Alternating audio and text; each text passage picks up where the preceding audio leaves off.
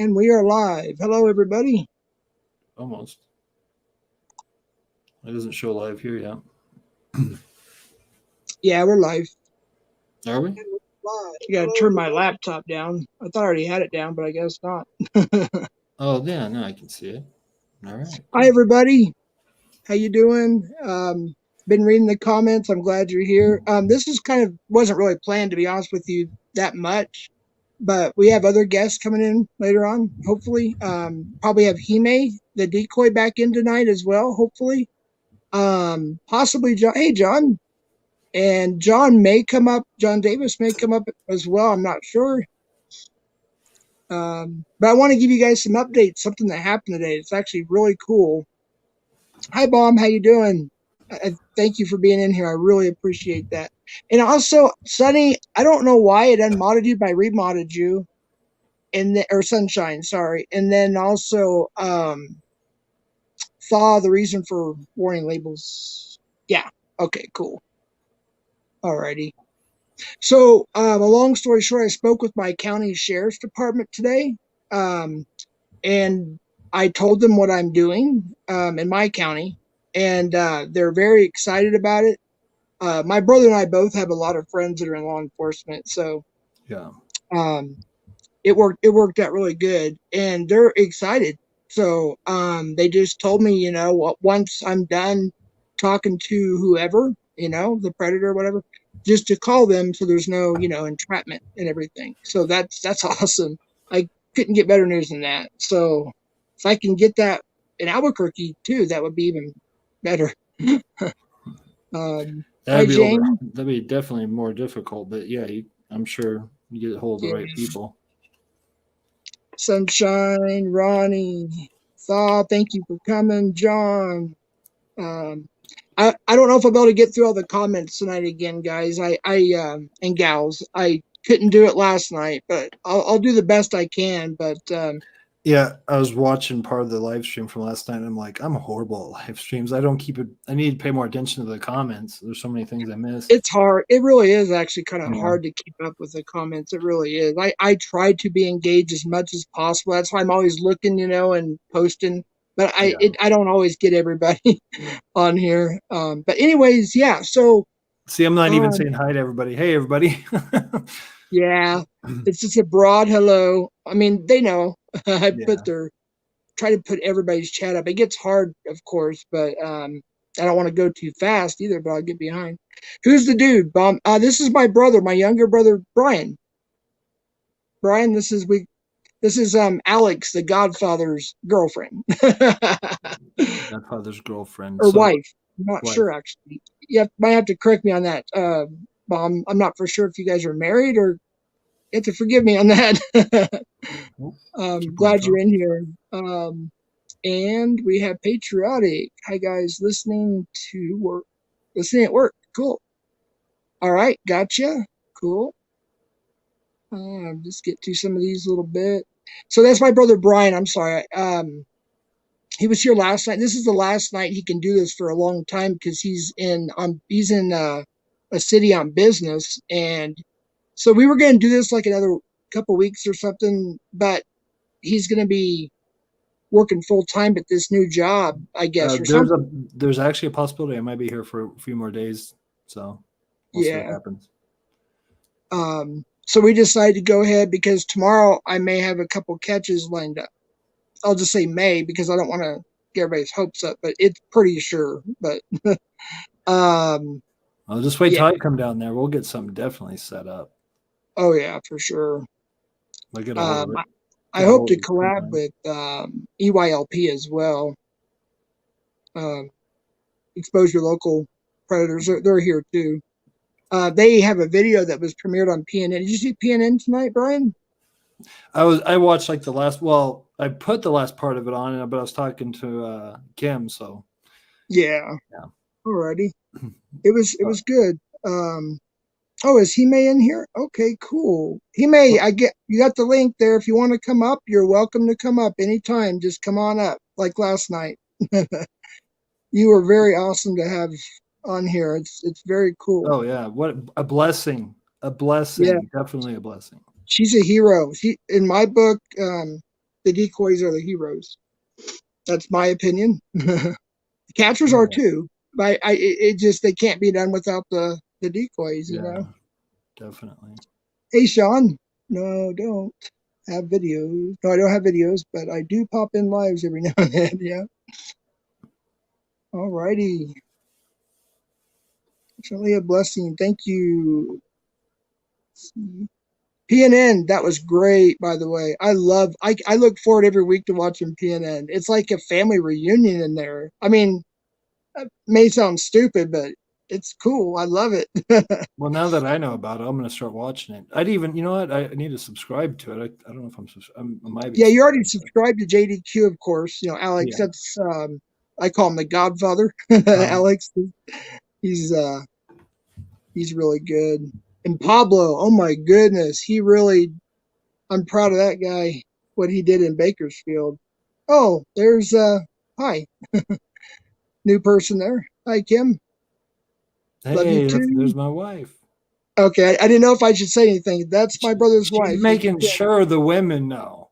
That's what you're doing. All right, Kim. If you want to come up, you can. Brian can send you the link, or I can. Just so you know, you can come up as audio or as video. Oh, she wouldn't want to do that.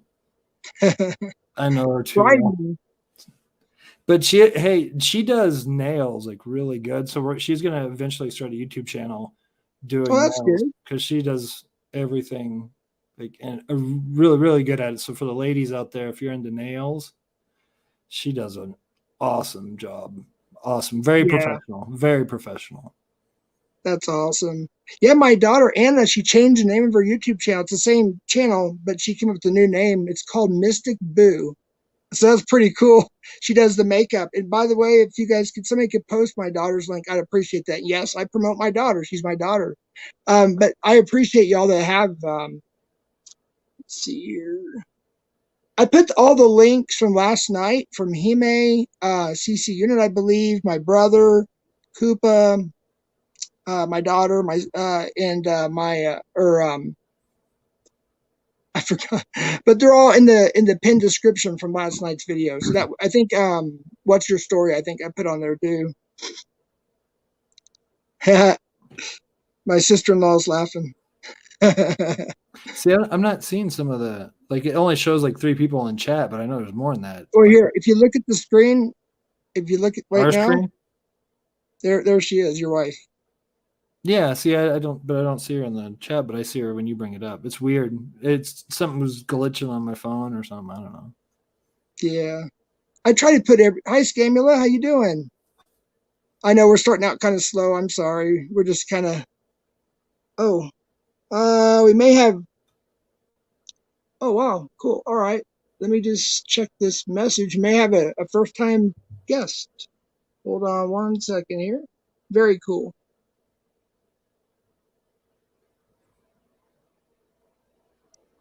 All right. Let's see. We might have.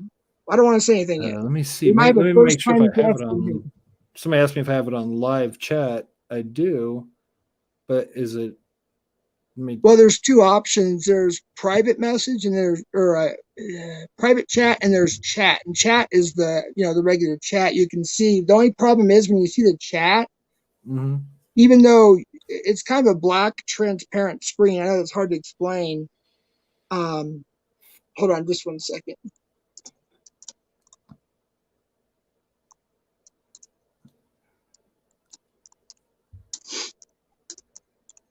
If you want to go ahead and talk a little bit, Brian, I appreciate that. I got to talk to somebody that's possibly coming on real quick.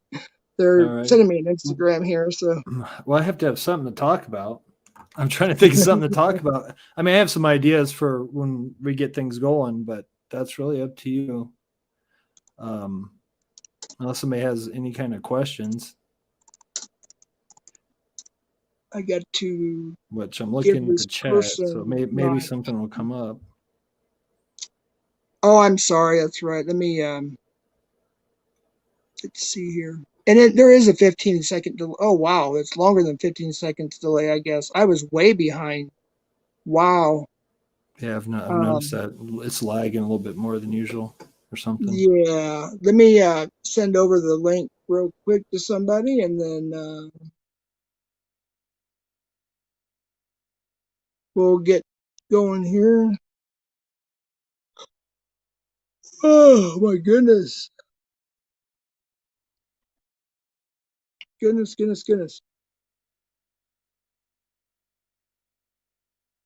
So anyways, did you have to work today, Brian? Oh, here we go. Got Hime. Alrighty, hello. How you doing, young lady? Hello, I'm good. How are y'all? Good. Good to have you up again. That's awesome. Oh yes, thank you. Good to see y'all too. I think Brian's thing is frozen or it's not showing up. Oh yeah, he said he was having some difficulties. He'll be back on. He's got a pretty good rig there, but it's new. He got a new rig. He's got like a mix of iPhone. There he is. Apple products mixed with Android products. Okay, he's back. Oh, nice. Yeah, I think it was a signal thing on my end. Yeah. Well, using, what Wi-Fi here? Well, and I don't know, PNN. If they're still in here, I believe. What happened with the live on that catch wasn't just lagging. What happened was that those who don't know, as we found out later, there were several power outages and cell phone towers down in Albuquerque that day because the mountains here. It's hard to explain, but that was the reason. I know what you're talking about. Or dead zones. Yeah, the dead zones. When something happens, it just like affects everything. And I was actually told I was lucky I even had any connection at all. So, but we do have like PNN mentioned, we do have the professional copy, but we're not for sure if the police or the DA wants us to even take down the live or even put up the edited yet. We have to wait. So I apologize about that, but the live is up still. It's not very good quality. It's very short. I get it. It was my first live catch. So that's all I can give you for right now. It's the best I can do until, we find out more and everything. I want to welcome everybody that's new here. If you haven't, please sub and hit the like, share, whatever. I don't know. I'm not a YouTuber. Is my picture quality kind of poor? Because I can switch my camera because I'm using a really. No, yours is better than mine. Yours is better than mine, to be honest with you. I'm gonna exit out and go back in and see if it. Okay, there's the chat. See now I can see actually who's in here better than I did before. Okay. I exited out and went back in. So. Good. Hime, so how was your day? Yeah, or how's your day going? How you pronounce your name? Oh, yeah. My day was pretty good. I would say. What did I do today? Let me think. I went to Walmart. That was pretty good. Got some essentials. Yes. FBC, hello. Yeah. See, I think you're 5 hours behind us. I'm not sure. We're Mountain Time zone here. Oh, Mountain Time. Yeah. Hawaii doesn't do like daylight savings, so I think I'm like 4 hours behind y'all right now. Okay. Yeah. Mm-hmm. Cool. You probably got some pretty good weather there, I assume. Yeah, it's pretty it's been raining lately, but I like it. I like the rain personally, so yeah, but it's mainly sunny here, so nothing to complain about. Yes. That's good. In the 80s, I assume? Oh yeah, the 80s. Yeah, it'd be like sunny and then rainy at the same time, so it's like humid. Oh yeah. Yeah. That's one thing. Even though I love Texas and my brother and I grew up there, that's one thing we did not like. He lived in I'll let him. Grew up in Dallas, but he lived a long time in Southeast Texas. If he wants to say where or about. Yeah, Beaumont area, Groves, Texas. Beaumont and Groves. So he was actually down there with PP Southeast Texas. That Sting House they were doing, that was literally just down the street from where my brother and them lived. And that's kind of freaky, knowing that now. It is. Because I have 2 girls and and a young boy there. So catch them, get them. Yeah. Can you tell the story about what almost happened to one of your children there? I don't know if you don't have to mention names or anything, but it was almost a very bad situation. It has to do with what we deal with in the community. I don't know if you want to. You don't have to mention names or anything, but I don't know if you want to talk about that a little bit. Not at the moment because I'd have to recall a few things. But yeah. Yeah. Let's just put it this way: we have family down there, and something bad almost happened. So we're thankful that there are catchers down there. Let's just put it that way. There's something I could do. How many? Do we have any Christians or people that are interested in Christianity? Because I'll do something for your channel. That's pretty cool. I'll do something real quick. Hold on. I'm sure we do. Of course, Hime is a Christian, a good, godly Christian. Well, and we have several. We have atheists, we have agnostics, we got Jewish people, we got Muslims, we got all sorts. So, a very diverse crowd, which we love. No, that's and great. Ryan, are you feeling better, Ryan? Are you able to come on at all tonight? You still under the weather, bud? Hey, Daps Diary. Oh my goodness. Daps, what's up? He is so cool. I don't know why my laptop is everything's kind of messing up a little bit tonight. And I don't know why. Oh, I'm way behind on the chat. I wish I had my tripod because this mic sounds very good when it's where it's supposed to. Yeah. Well, the new earbuds that I bought, when I chased after that dude, which they didn't show it all on PNN, but there is a little bit more interaction. There's a long chase and there's yelling. But I had my new earbuds under my gator net because we finally got rid of the stupid mask thing here. And when I was running, it must have fell somewhere in the parking lot of Target, and I haven't found them since. I got my other pair, but they're not as good. Especially for streaming and stuff. It's just not the greatest. So let's see. FBC, Daps Diary, Missy. Yeah, Brett Daps. I modded you, Daps. I hope you're okay. You're still in here. Good. I've been waiting for that. Please hit the subscribe and like button if you could. My goal is to get to 500 subs so I can have a community page. We are trying to get a petition signed as PNN. Finally, they were going to do it last week, but they did this week. EYLP did a great video about what we're dealing with in New Mexico. It's only a misdemeanor to lure a child. So I really want that community page. That is my next goal. We're at 400 and I think 57. So I don't know the math, 40 something to get to 500. So that's a goal I want to throw out there. So I can have a community page.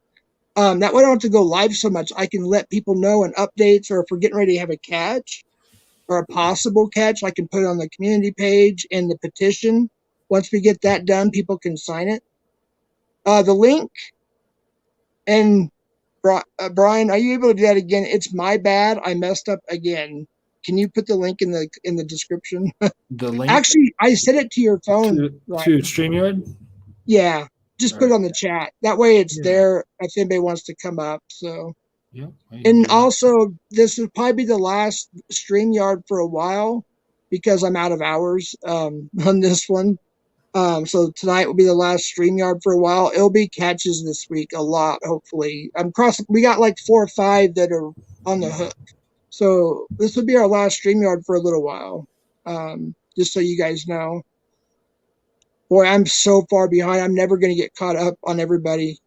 I'm way behind. I'm so sorry. But there's the link for whoever wants to come up and join. Here we go. It's Ryan. Hey, what's up? What's going on? Hey, you feeling better? Yeah, I'll get back into it this week. Good. Just get some rest, man. Don't overdo anything. What is it? Yeah. COVID or something? Excuse me. Can't say. Okay. Or what's well, yeah, just stuff. I don't know. Yeah. It's okay.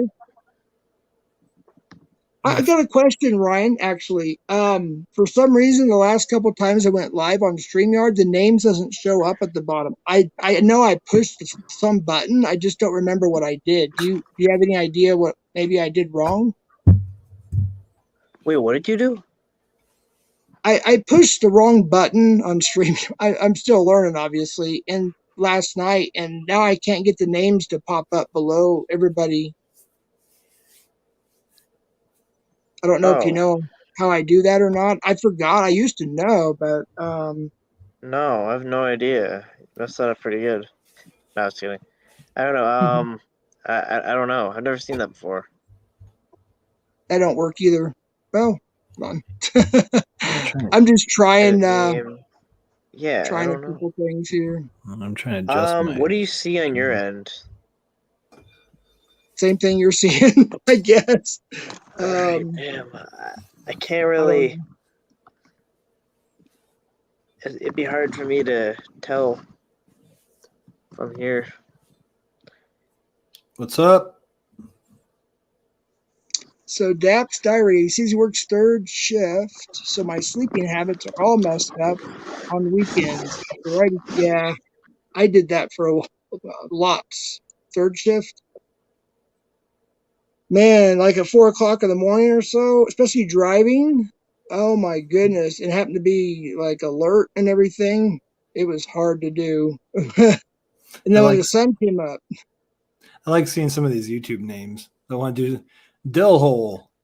yeah, Blazing Wolf 420 is cool. I like that one too. I like a lot. Rolling Yeah. Stone, Blazing Wolf 420. a lot of cool names. I don't think I'm gonna be able to keep up with the. Why don't we go ahead and start here? I'll try to keep up, folks, with the chats. Are you able to see the chat, Hime and Brian and Ryan? We can Everybody? Yeah, I'm looking. I think they're All right. waiting for us to bring up a subject and go with it. I guess. I mean, Yep. if they have any questions, I mean, I'm just here. My brother invited me on, so if you have questions, I would be more in the realm of theology and Christianity specifically. But I mean, we can talk about anything. We're on the spectrum. Yeah, so sorry. Ryan, you're getting trolled. Yeah. Sorry. What better on the spectrum? Oh my god. I started seeing that a couple days ago, actually. I disagree. So, Ryan, before we start, do you have anything you want to add? Do you have anything you want to say real quick or anything? We'll try and figure out what we're talking about first. I want to say I would have fallen locked up with the yeah, so yeah, but Yeah. yeah. How you know what? Let me ask you a question in the audience. I'm sorry, I didn't mean to interrupt. If I did, I don't. But I know one of the biggest questions I get, since this would probably be my bread and butter. One of the things would be Bible translation. Anybody want to hear about what Bible translations should be used if you're a Christian? We can go to that if you want to. That'd be interesting. I mean, that's just a common question. Sure. With people. And let me just explain to those who don't know. Last night we did it. My brother is still in the ministry. He has several jobs, but he's got a channel where he reviews Bibles too at a Victorious Church. That's your channel name, right? It's on the. Yeah, I gained 100 subscribers overnight because coming on there. We didn't even have 100 people on there. I don't know how that. Maybe it was just that awesome. and something else. Maybe it's because I'm doing those 10-minute videos or something. But he does a lot of reviews on books and Bibles. Go ahead and explain if you would, Brian. Yeah, so really what I'm mainly known for is reviewing Bibles and the material and how Bibles are bound, how they're made, the actual construction of a book or a Bible. So that's pretty much all I do. But lately I've been studying a lot of other material, and I've studied theology since I was 18 now, and I'm 41 now.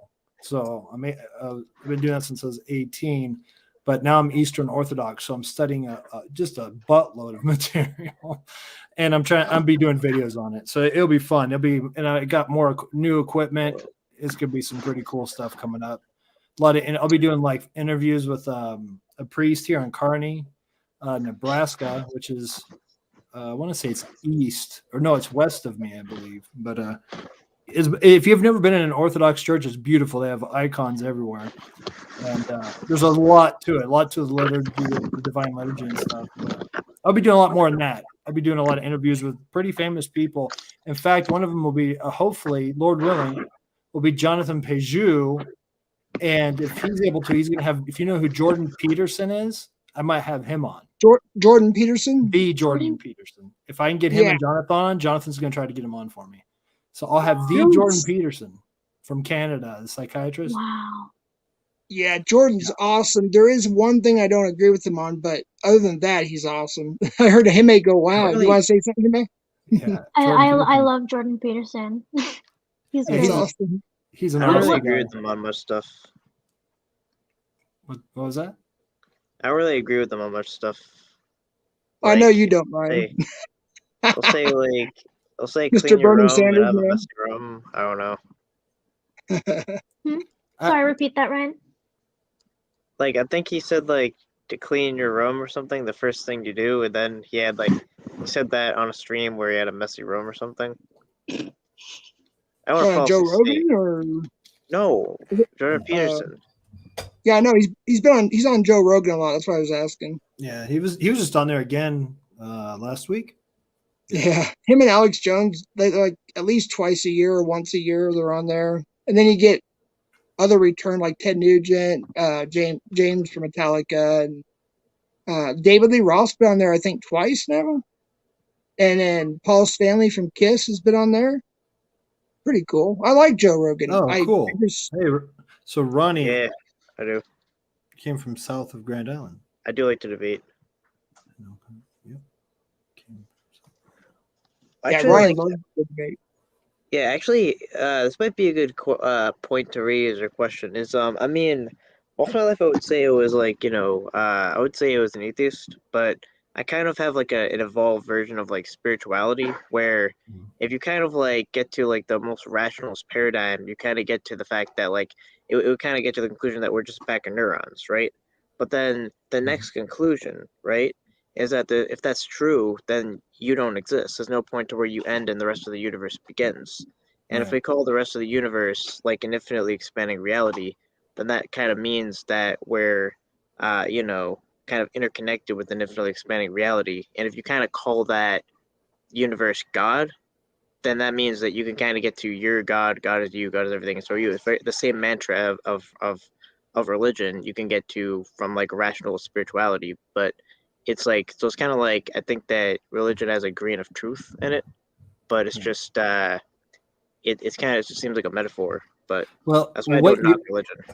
What you're hitting is very interesting because that's metaphysics. So what you're doing is you actually have a great view of something, but behind the reality that we do live in, our consciousness, it has to have an eternal, even the philosophers talked about it, Aristotle, just name any of them, but they talked about the logos, the eternal logos, which would be knowledge, wisdom. And that person became incarnate. And that's what you see through all the Old Testament, which is called a theophany or a Christophany, was Christ in the Old Testament. But in Proverbs 8, it explains that wisdom and knowledge is Jesus Christ. So God himself became flesh, and that's the eternal logos. Now, if you can connect what you just said and connect what you're trying to do, like making the whole universe God, we're all gods. There's some truth to that in the sense that because of the eternal logos, the creator, we can all participate in what's called theosis. Theosis in the Protestant term would be more like sanctification. Now, one of the church fathers, I should know his name. I can't think of his name right now, but he said, God became man so man could become God. Now, in that sense, it's not that we'd become God in his and his nature. We wouldn't be partakers like I guess Mormons would think that, right? You know, they become gods. But no, we'd be more like God. We'd be like Christ-like. You've probably heard that. It'd be a good Protestant term, Christ-like. But that's kind of like what you're talking about. But I'm trying to. It's really hard to connect. Yeah, I mean, it's really difficult when you're talking about like metaphysical type things like that. Yeah, well, to clarify, like, it's not necessarily saying like we're all gods. It's saying that if you really think about it, there's really nothing that makes us us. Like, we don't really exist. So if that's true, then that means we're just interconnected with infinity. That's it. And you're just calling Brian's an infinity God. alien. Yeah, I'm an alien. Yeah. But yeah, that's basically what it is. It's basically just kind of the realization that you're interconnected with infinity, basically. It's not saying that like we're all like gods or whatever. It's just saying that if you realize that you don't exist, then there's no, like, just mathematically, like, if you get rid of the boundaries of one domain, you get the other domain it's inside of. You know what I mean? Like, if I draw like, let's say I draw like an area, right, on a board, right, and then I erase the boundaries, right, that never really existed in the first place, then that smaller area becomes the entire chalkboard. You know what I mean? Okay. It becomes the big area because those boundaries don't even exist. You know what? I did this all last night, but somebody that the way you think, even if you're, you're not a Christian. I believe you're not a Christian. I don't want to assume that you are. No, I'm not. You have more of a new age type of way of looking at stuff. But this, I think, even the way you think, if you would, I did this last night bringing up books, but this is a really good one. I brought this one up last night. The Language of Creation, Cosmic Symbolism in Genesis. Even the way you think, if you read this, he's big on symbology. Actually, this name, Matthew Pejou, his brother Jonathan's the one that's, hopefully I can be able to get Jordan Peterson on here with him. But this is his brother. And if you go to Jonathan Pejou, this guy's last name right here on YouTube, I think you'd enjoy how he talks about symbolism and how symbolism or any kind of symbolism has, it's where the immaterial meets the material, where the narrative meets the objective. I mean, it's just like all this different stuff here, but yeah, this is a good book, but if not, just check out Jonathan Pejou's YouTube channel and his symbolism. It's amazing the stuff he talks about. I think you'd be interested in something like that.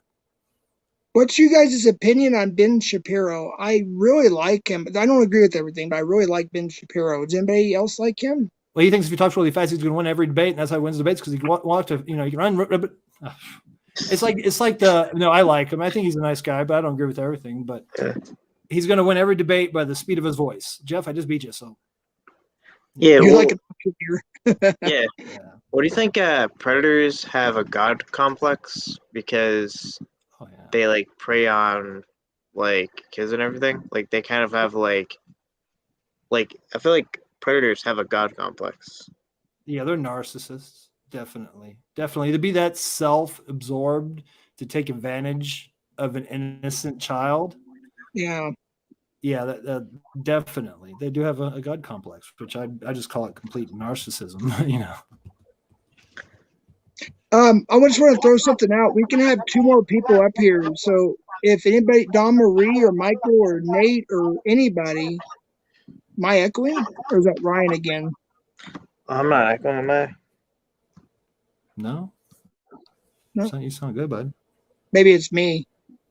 But Brian, if you could put the link one more time, because it's so far up. Anybody that wants to come up, Dawn Marie, yeah, cool. She does. I think she does. Oh, I got the link. Let's see. It's my fault. I should have. I did it last night too, and I just wasn't thinking. I'll just join in. I don't have Nightbot yet. I'm gonna get that soon. That way, if somebody wants to come in, they can do exactly that explanation link. The link is in the chat. Oh, okay. I'll double, but we both posted it. We're doubling down. All right, there we go. Just copy the link in your browser, then post it in the chat. So we can have 2 more people that can come up if you want to. And we're just literally just shooting the breeze. We're going to talk about a lot of things. I want to continue. when I talked about the spirits later. But go ahead, Ryan. Sorry. Yeah, I want to like, are you continuing decoying? Like, how's that going? I got 4 on the hook, possibly for tomorrow. I don't know if I can do all 4 tomorrow though, because actually 7's off work. I don't. Oh shoot. I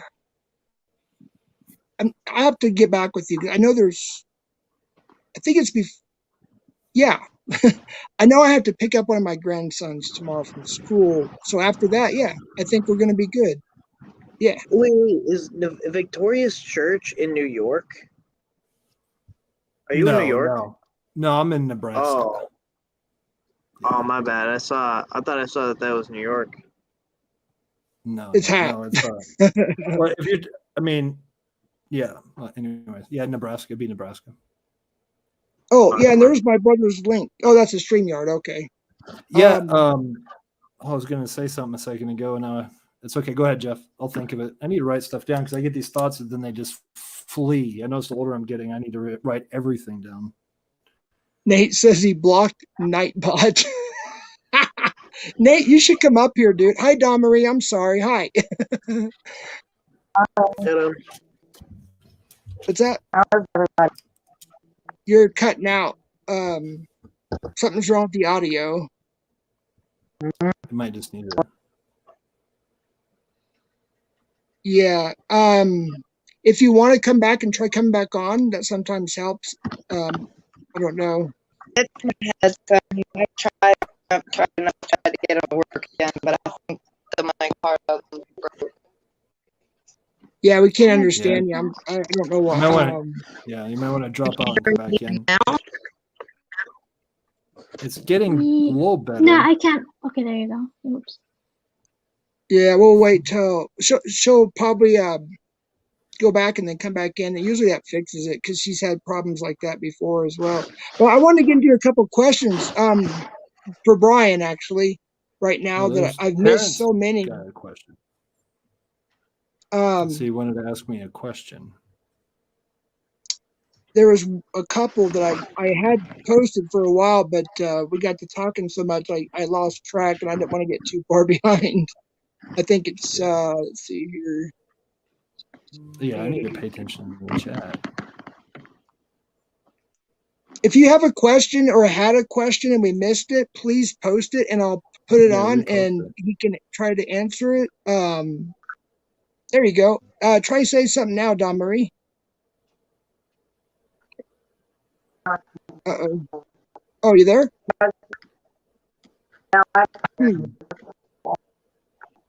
We're still, you're still cutting out real bad. I don't know what to, oh boy.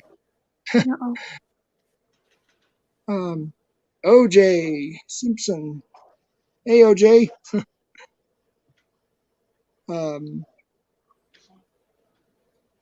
Jaime, absolutely. You got a compliment. You got a compliment from OJ Simpson. Oh. Some of these names. Oh, I didn't even know the name of the name. Oh, thank you. Thank you. Much love, OJ Simpson. Yeah, thank you. You can go to my, I have a YouTube channel if you want. I have some videos, but I don't really want to heavily promote myself right now, so. Says, yo. Promote your link. Everybody can promote their links. That's why I mod most everybody. That's what we're here for. I believe in capitalism. I am a Republican, kind of independent, but more Republican. I believe in capitalism. So everybody, whether you're promoting something or have a charity or a YouTube channel, whatever it is, feel free to drop your links. I have no problem with that at all. Dream Floral, I saw your comment. Dream Floral had a comment, Brian. He had he said he watched some of the stream last night. And he has a lot of respect for you. I wanted to tell you that. I saw that earlier, Nate. I'm sorry I didn't get to it, but. Oh, and I wanted to say something for anybody that was here last night. I guess some people thought I was a jerk. I have a very dry sense of humor, especially late at night. So don't just, if I say something that sounds offensive, it's me just being a dork. Pretty much. Oh, we're all like that. Hey, there's what's your story? Chris LaRoche, how you doing, buddy? I had such a good time on your show. I appreciate you being here. Thank you so much. Let me, I don't know why. Let me mod you, buddy, on here. That way, you're all set there, Mr. Wish. Go ahead. Sorry, Brian. No, you're fine. I was like, hey, maybe I could do two angles. I can get this phone working, and the computer working. I could be like 3 people on you. Somebody had posted, oh, here we got a question, I think. In the book of Dilhole says, where in the book of Revelation era? Oh, we're in the book of Revelation at this point. Okay. I thought it was a question. I'm sorry. The view that I take, I'm a post-millennial. I believe in post-millennialism. In other words, pretty much all of Revelation, except for the coming of Christ, has already taken place. And I could really go through that. Be a very interesting subject. And I'm not what you would consider a hyper preterist, but I'd be what the church fathers pretty much taught, which is partial preterism. And everybody technically is partial preterism. That just means past. In other words, you believe that if you're a Christian, you believe that Jesus Christ came according to the prophecies. That happened in the past and already was fulfilled. What you see in Revelation is actually, but there's a symbolic sense to it that yes, we could be in a point of that, but you really can't pinpoint that like we would like to. So yeah. And I know that wasn't really even an answer, but I'd take it such a view that I'd have to go through Matthew. Let me give you an example. I could do that. Let me give you an example.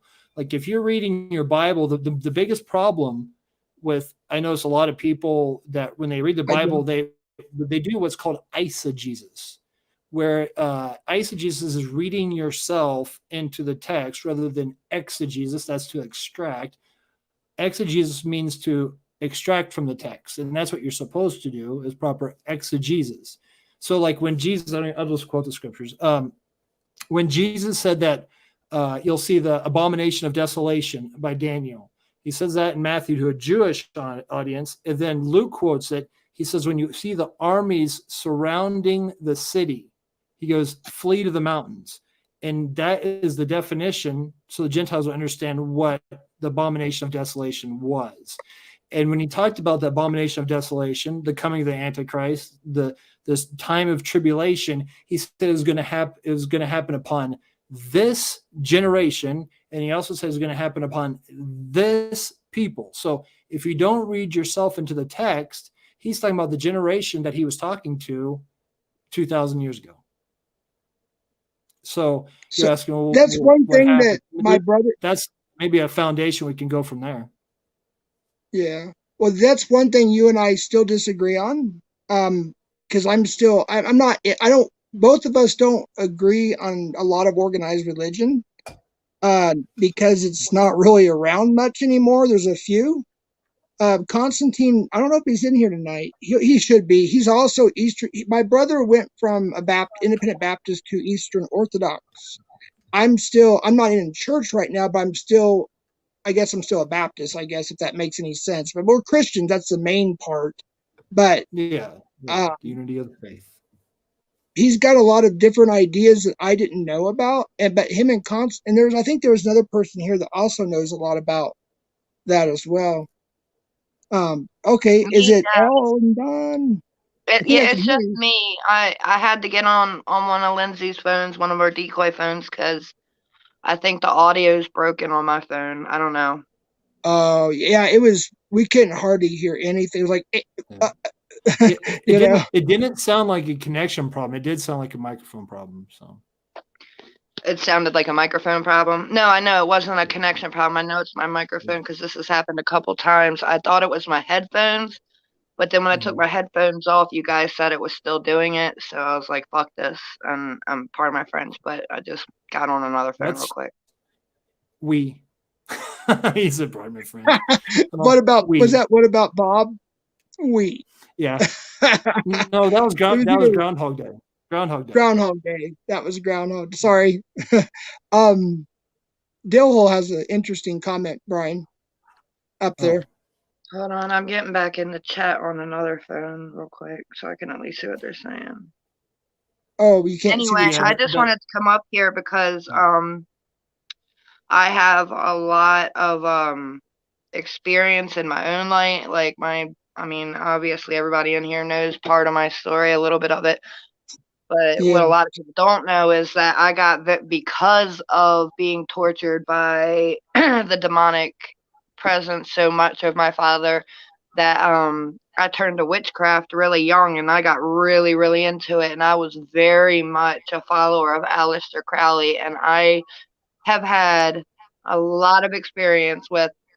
I know it's easy for people to believe that we're not really this, or we're not really that, or we're in a simulation, or we're in a matrix. But I mean, it's spiritual warfare. Like, there's no doubt in my mind.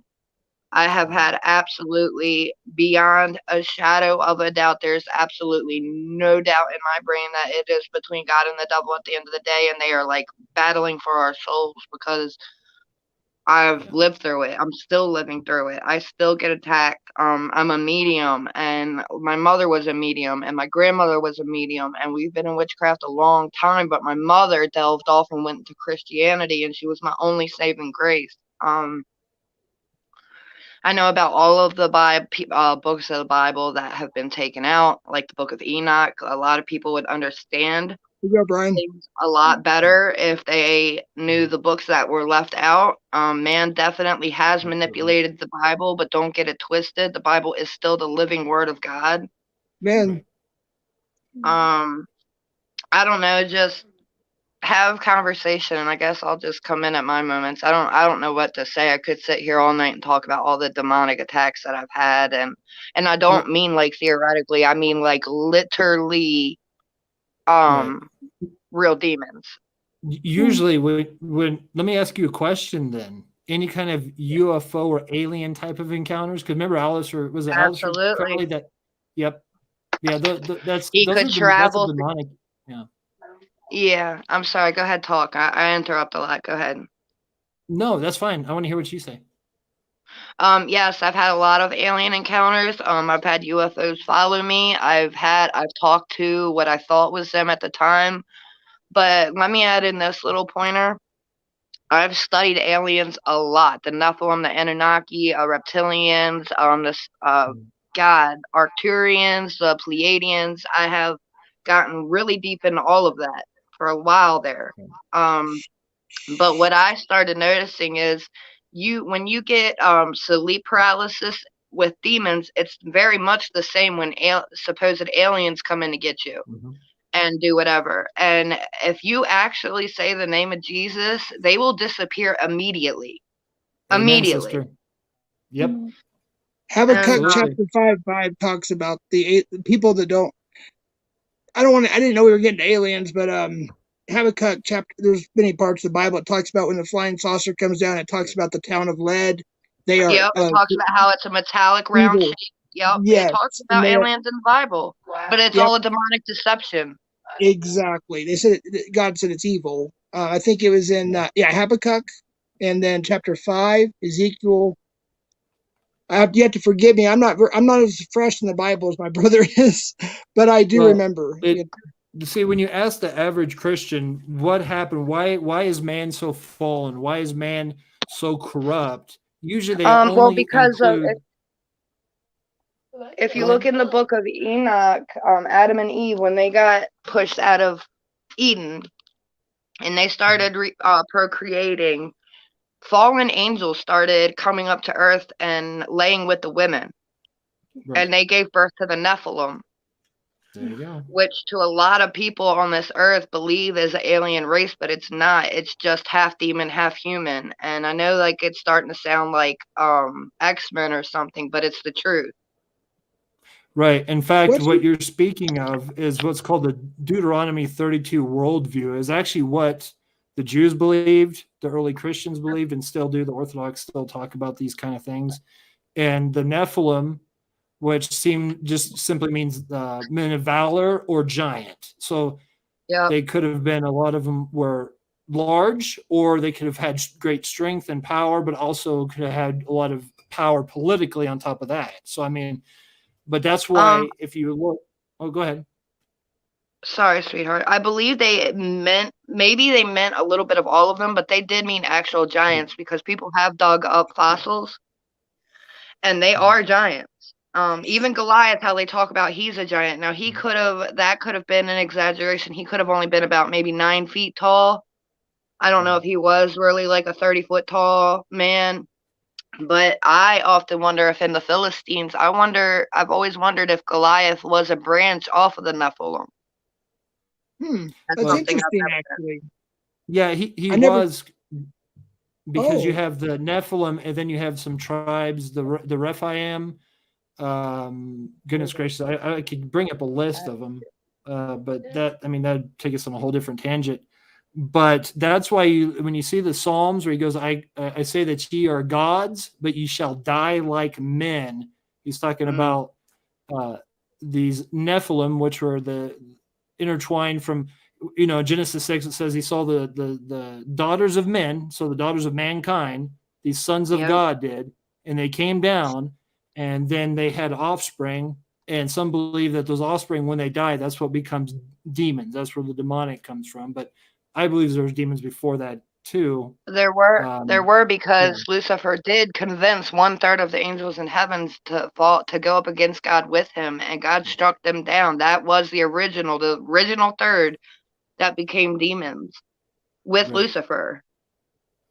Right. And then, but like when I was talking about earlier, maybe I'll go back to it. When you ask the average Christian, they always say that, there's Adam and Eve, and then you hit, Adam and Eve in the fall, when they rebelled, that was actually a satanic rebellion too. Exactly. Because they took alignment or allegiance with the devil himself by rebelling against what God said. Like gods. Right. Yeah. And God wants us to be like him, but not in the way that Satan had deceived him. So they took kind of like what they thought was a shortcut. But then you also have the Tower of Babel. The Tower of Babel is the other part where they made a ziggurat. It's a large thing. It's not like they were actually trying to get to heaven, because heaven's not in the atmosphere like in space. Heaven it would be more of a multi-dimensional realm. I believe that as well, but I also believe that the Tower of Babel is why we have different languages, because God struck it down and he said, cut their tongues so that they don't understand each other, which is where different languages came in. So we couldn't talk and make another tower like that. Yeah. And you make a very, very good point, because if you look in Acts chapter 2 on the day of Pentecost, what was reversed? Everybody heard that it says that Peter spoke. When Peter was speaking, every man could hear what he was saying in their own tongue, which simply means language. That was the reversal of Babel because of the victory that was won on the cross by Jesus Christ. And now you can see people today that's progressing. We're on the internet. We're able to translate things, talk to other people, and then we have widely spoken languages like English, which is I think number 1 in the world. Yeah. But so that division that was done because of a satanic rebellion there at Babel was reversed by Jesus Christ, by Christ conquering death by death, and he's reversing everything. Yeah. And I can bring I don't know. I feel like there's nothing good I can say about the witchcraft that I was involved in, because it just brings light onto the devil. And but I was a witch for a very long time, and I started being able to do things like Ryan was talking about, because the devil will deceive you and make you know that yes, you can go beyond 3D. And you can go beyond all this stuff, but God did not want us to do that yet, because we're in the 3D. We're on a frequency level that is lower. You need to get to higher frequency levels to be a part of God or to be a part of angels. That's why when you hear angels talk, sometimes it sounds very fast and you almost can't even understand them. And it's just because their frequency is so much higher than ours. Demons have a very low frequency. That's why people feel almost physically sick if they're dealing with or they're being harassed by a spirit. Oftentimes, one of the very first keys that would let you know it's a devil or a demon is by how you feel. How you feel when you even had an experience. Like, Yeah. It's like a sick feeling. We've dealt with living on the reservation. You can ask my brother. My daughter, I don't think I've ever mentioned this before, but because people think it's crazy, it's actually very, very true. Yeah. They had lock-ins in the school because of supernatural activity, but they would get so mad because they'd be doing their homework on the table, and their books would start levitating. And They especially would my middle slam daughter, I won't say down. her name, and they'd slap the books down out of anger, like stop it, and they would do their homework, and then a half hour later, again, and they would say stop it. We dealt with that, and people would think we were crazy they probably do, but it happened. I don't know how else to explain it, but it did. There's something on here I want you guys all to read, if you could, by patriotic. It's kind of an interesting comment. Okay, I want to ask her one thing, and then I'll look at the comment. When you turned your back on witchcraft, and I'm sure you had spiritual guides or deceptive guides, demons talking to you, that was probably hell on earth, wasn't it? After you Absolutely. Oh my God. If I could please talk about that for just 1 second. Good. Go ahead. I want to hear it. So to give you a little bit of a key of my life, I don't know your name. I don't know anything about you, but if you're Jeff's brother, I trust you. Well, I mean, Christ, it's on an hour, 40-minute interview anyway, but, I was tortured by my father really, really bad for a long time, and that was demonic. I knew that there were demons in him, but I thought, after all the prayers that I thought went unanswered, I turned to witchcraft because my friend gave me a binding spell. And I used it on my father, and it actually worked. And so I dedicated myself to witchcraft. Now, as you know, it starts out as Wicca. Then I went to paganism. Then I went and started delving a little bit in Anton LaVey's type of Satanism. Then I went for the real kind of Satanism with Aleister Crowley, sex magic work, and all that. I started trying to find his books that you can't even buy anymore. I started trying to research everything that he wrote on at the pyramids, everything, because I believe that it's very crazy because he was very much a man like my father that, just did everything against God, everything opposite of God. Like my father, to be very honest with you, to be very blunt, I would not be surprised if my father slept with animals. Like, I'm not kidding. My father was as evil as they get. I've had to have multiple reconstructive surgeries because he mutilated my body. And when demons started coming to me, I asked them why, and they would tell me because of sins of the father. And I never understood why they were tormenting me, but I joined their side. And yes, for about a good time, usually when you make a deal with the devil, it lasts about 10 years. If the devil if Lucifer if he even chooses to not renege on that deal, if he actually does what he says he's going to do, he might let you reign for about 10 years. I said I wanted to be wanted by all. I wanted to be beautiful. I wanted a lot of money. And guess what? I ended up being a stripper and manipulating men, being in very dark environments. Men loved me. Women loved me.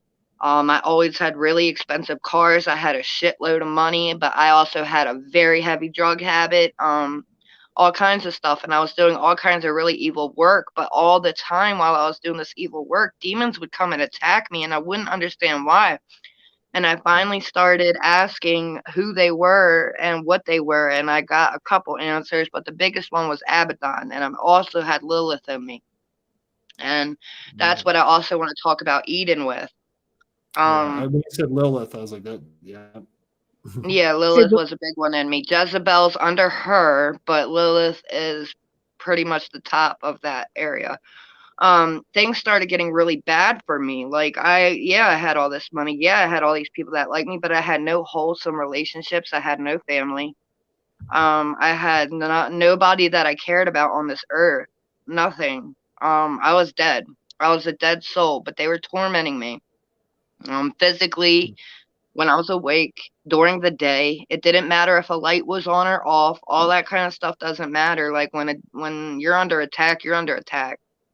It would be nonstop, and it was so. Eventually, I got pregnant again a long time after I thought I could never get pregnant and all that. I got pregnant, and I prayed really hard that if God broke the cycle, that I would dedicate my whole life to him. I would stop everything. I would take my pinnacle off. I would stop I wouldn't even peek at it. I wouldn't do any more witchcraft. I would not talk to the dead. I was a necromancer. I would not deal with the dead like I used to. I told them that I would leave everything if he would break the cycle with my daughter and let demons not hurt them. So when I started to turn back to my father, yeah, you could say that they went to war with me for a while, for a long time. Wow. Yeah, I know that usually happens from the people I've heard testimonies from. It's like, especially people that get caught up in yoga, and I'm trying to think, what is it? Kundalini yoga. Kundalini, yeah. Yeah, they start off where it's innocent, and that's how usually what people get into witchcraft. Well, it's like white magic. It's not so bad. Exactly. And then they get right, and then they'll be like, they'll get a spirit guide, and everything's lovely. But once you turn your back and you realize something's wrong, and you go, especially when you go to Jesus Christ, all hell breaks loose because you're in spiritual warfare. Yeah. Yeah. So yeah, I'm that's still a great in it. testimony. I'm still in spiritual warfare. Yeah. Oh to yeah, this day. definitely. And that will be, that's for all of us. But the sad thing is, most people don't even know that they're, I mean, like Paul said, our warfare is not with flesh and blood. It's with principality and power. That's what we're dealing with, is a demonic attack at a constant level. If people could see what's around us at all times as spiritual beings, they would see the protection that God has around us, but they'd see the warfare going on too. Absolutely. And most people are the Western American mind has forgotten a lot of the what early Christians thought and taught.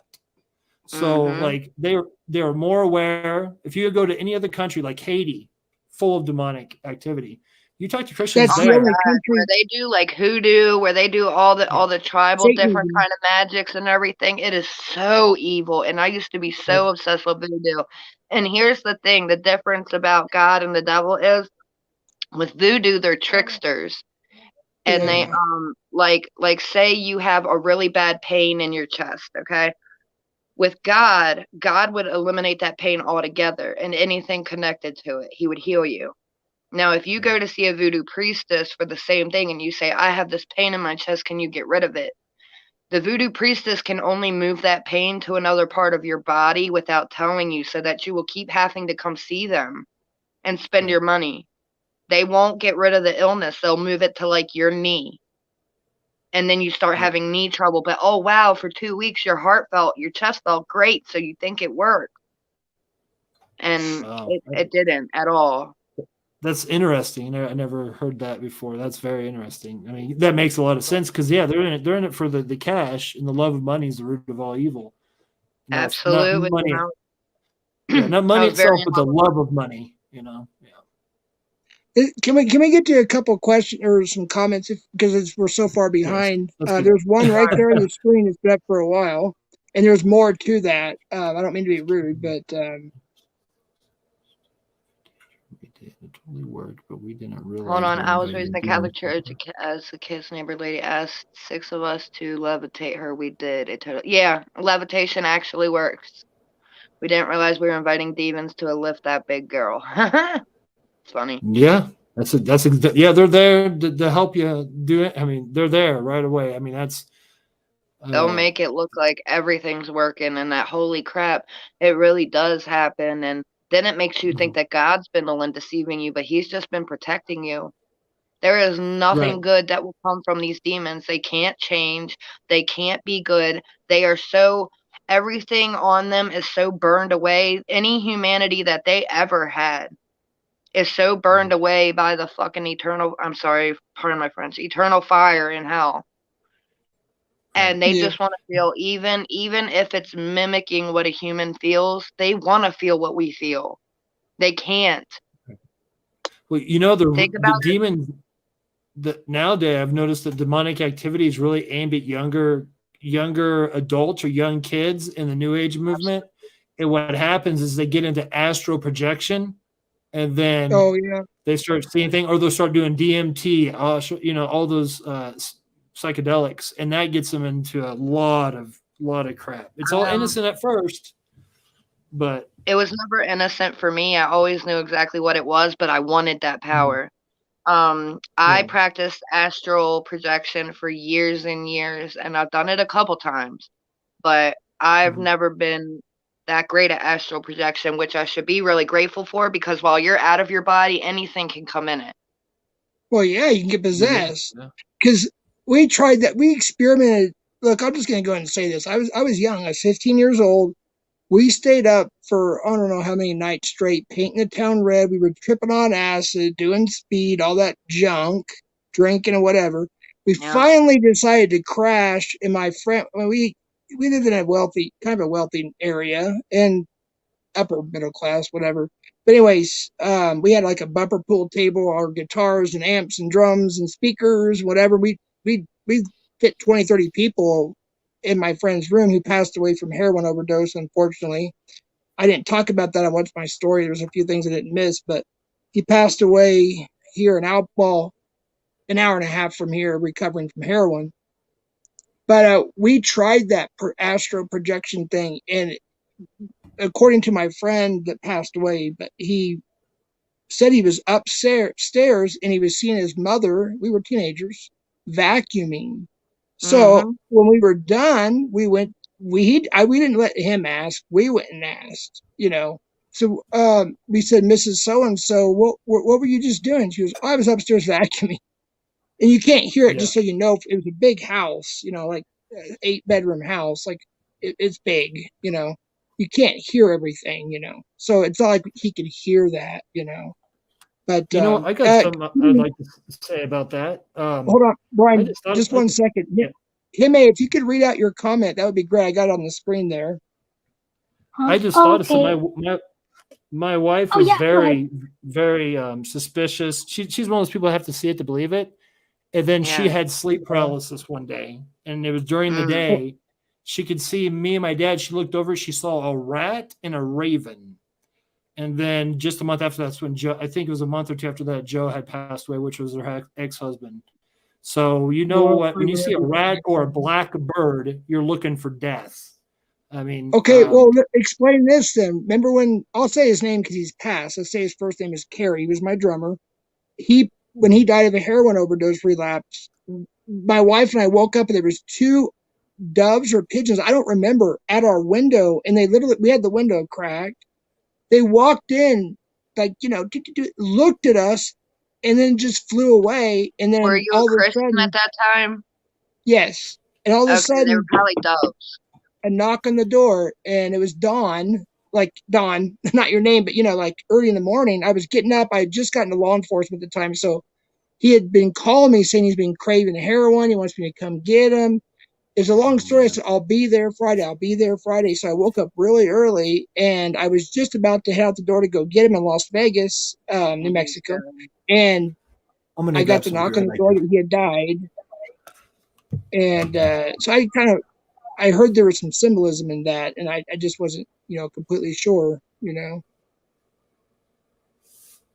Yeah, there's very much symbolism in that. I believe it was a dove letting you know that he was at peace, because that's what doves represent. Oh, I'm sorry, Hime. I'm sorry. Go ahead. I'm sorry, Hime. Go ahead. Oh, no, it's okay. Yeah, I'm enjoying the conversation, by the way, and thank you everyone for your prayers in the chat too. But I can just elaborate on my comment. So yeah, I have a family member. She's in her late 20s now, I want to say. But in the Philippines, when she was 6 years old, she got sick, and then my uncle, I don't know if he was Christian or Catholic at the time. I don't talk to him that much, but he took my family member to the mountains, and then to see a witch doctor. And then this witch doctor was performing an exorcism, to a woman that was before my family member. So then I think, me and my cousin, the sister of that family member, it's my cousin. Anyway, the sister of my cousin, and then my auntie and I were all speculating that the demon that was exorcised in front of, you know, the patient with the demon that went before her ended up going into her when she was only like 6 years old, which is really sad because it's like, what can you do at that age, right? And then you know, growing up, I didn't get to spend a lot of time with that auntie, but I've recently been like reconnecting with her sister who's had to live with her most of the time, and then also my auntie got to live with her sometimes. And yeah, they would just say like she's, you know, very tormented by demons, and she has like a collection of like very evil books and witchcraft, and Me she stayed with my auntie and my uncle, and my uncle is probably my favorite, if I have, like, if that's even a thing, like my favorite follower of Christ that I know in my life. And because he's so strong, and he's such a strong leader too. And Amen. he wanted to like lay hands on my auntie and like pray for her, and then like my auntie was like, oh, don't touch me, the demon doesn't like that. Yeah. So James and 1:7 then in the Bible. Yeah. yeah. So yeah, it's like, and then my my auntie, my demon possessed auntie, like she stole my other auntie's like prayer shawl. So, and then yeah, I was talking with the sister of the demon possessed auntie, and then she was saying that like um she hangs the prayer shawl on her door, so it's kind of like there's still that hope there, right, that she does want to be saved, but it's just like hard because she's going around causing a lot of trouble with people, stealing money, stealing identities, stealing credit cards, stealing like social security numbers from her family. So it's really, she needs prayer, and I haven't seen her in like a long time, but I just want to like, yeah, if I do ever see her, like, I'm not even gonna like, I'm gonna go straight to prayer, so, in the name of Jesus. But yeah, it's just, yeah. So it's really like I haven't, and she's kind of like off grid, so she's always in my prayers, and yeah, thank you everybody for your prayers as well. No problem, Hime. Patriotic. It's actually a lot of people have the awareness that they have a demon. I was very aware that I was full of demons, for sure. And I can add something to that. This book right here it's from Eastern Orthodox Theology. This goes back to the early Christians. It's called Vested in Christ. It shows an icon. You'll see the dove coming down upon Christ, and then of course the Father speaking out of heaven. But one of the things the early church, and the Orthodox still do this. This is one reason why I'm Orthodox. Before the baptism, they deal with let's see here if I can do this, exorcism. They will make you denounce any attachment to Satan, and they go through these prayers. You can see them in blue on this side, but they actually go through a lot of these prayers.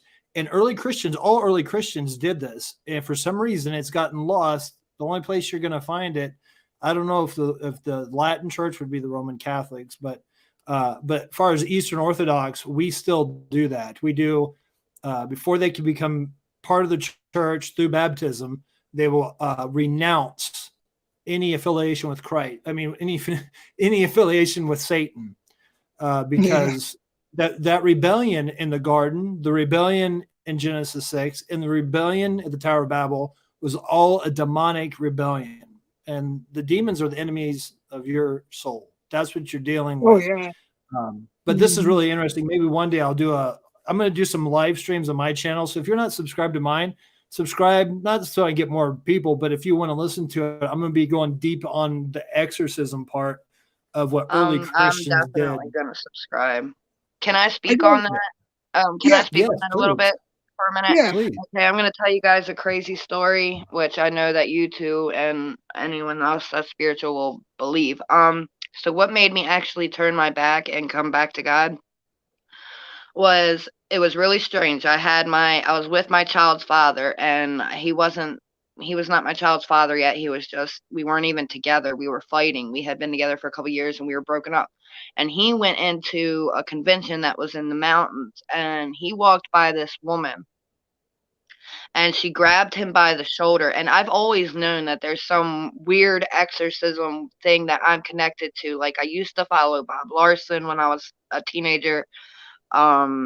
I've always known that, like, somehow I was supposed to deliver people, but I didn't know how because I was probably more evil than most of them. But Yeah.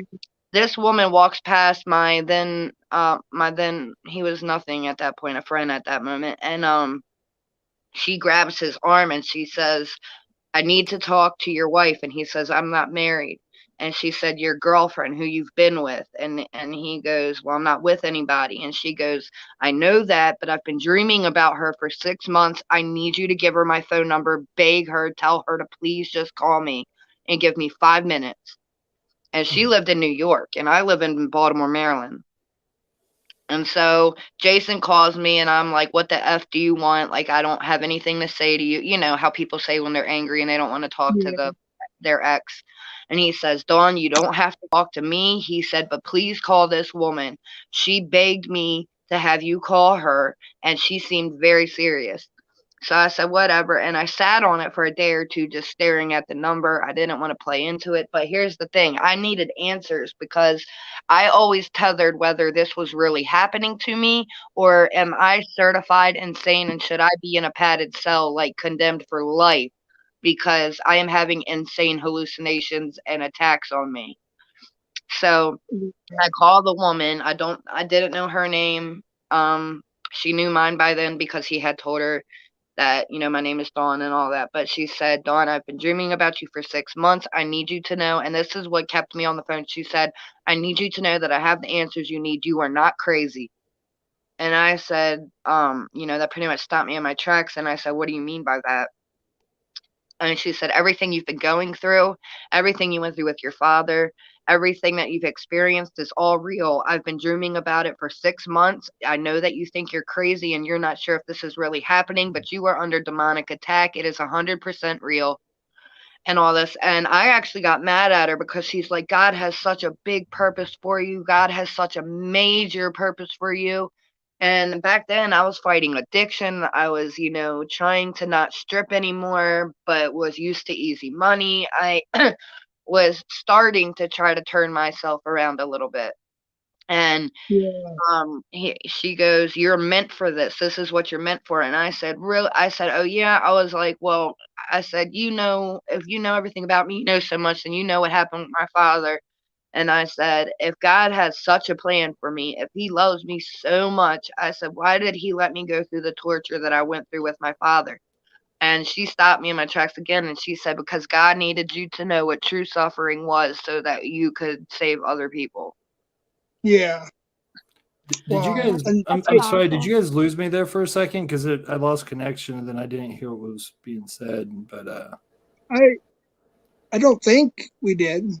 Okay, it was just on my side then. I think somebody took care of it, but there's yeah, I won't even say right now. I know. I'm reading the chat. I see him. No, at first it was the devil, and now it's God, then it's Jesus. It's somebody sending really ignorant messages. I think somebody already did, but if you haven't banned this, the devil is his name, literally saying, forgive me, Don, I'm just going to read I know he's saying, "I've been waiting for you, Dawn. I've missed you," and all that kind of stuff. I see it. We don't usually ban people. We don't like censorship, but sometimes we have to do what we got to do. Yeah. Did you see that icon I had on that blue book? I want to show you a quick video. I'm just going to have to do it this way. But watch, this is an Orthodox church. You see that dove that's flying into this area? Now, you have to scoot closer. It's just hard to see from that distance. Can you see it? Or is it, you know what? Let me turn this down so this, there. Can you see that better? I see the dove at the top of the window. Oh, yeah. Watch this. Remember, here, watch. I'll show you first the icon that's on this book, and then I'll show you this video. You see where the dove is? Right there above Jesus Christ, right?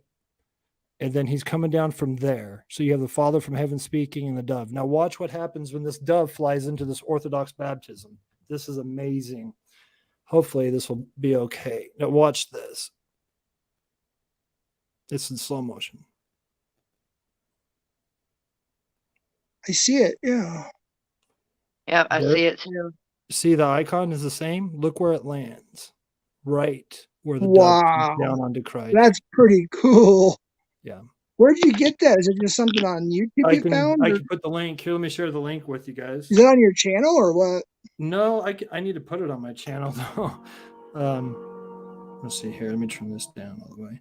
But no, there's all kinds of stuff that happens in the Orthodox Church, and it's one of the another reasons I went Orthodox rather than when I was Baptist. You actually see real things happening that you just don't see in modern day Christianity. But let me go to I'll put it in the link. I just got to get back to where you guys are at. So sorry, these people. First it was the devil, now it's God. Split personality. There's a link to that. I don't know if that's like the full video, but I put it down. Is the Victorious Church you?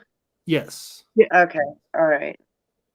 I'm sorry, I don't know. Oh, okay, yeah, there's my brother's link. I haven't been very good at doing. I need to get better at this. But thank you. He posted it. Okay, thank you. Hime, what's your thoughts? Do you have anything you want to?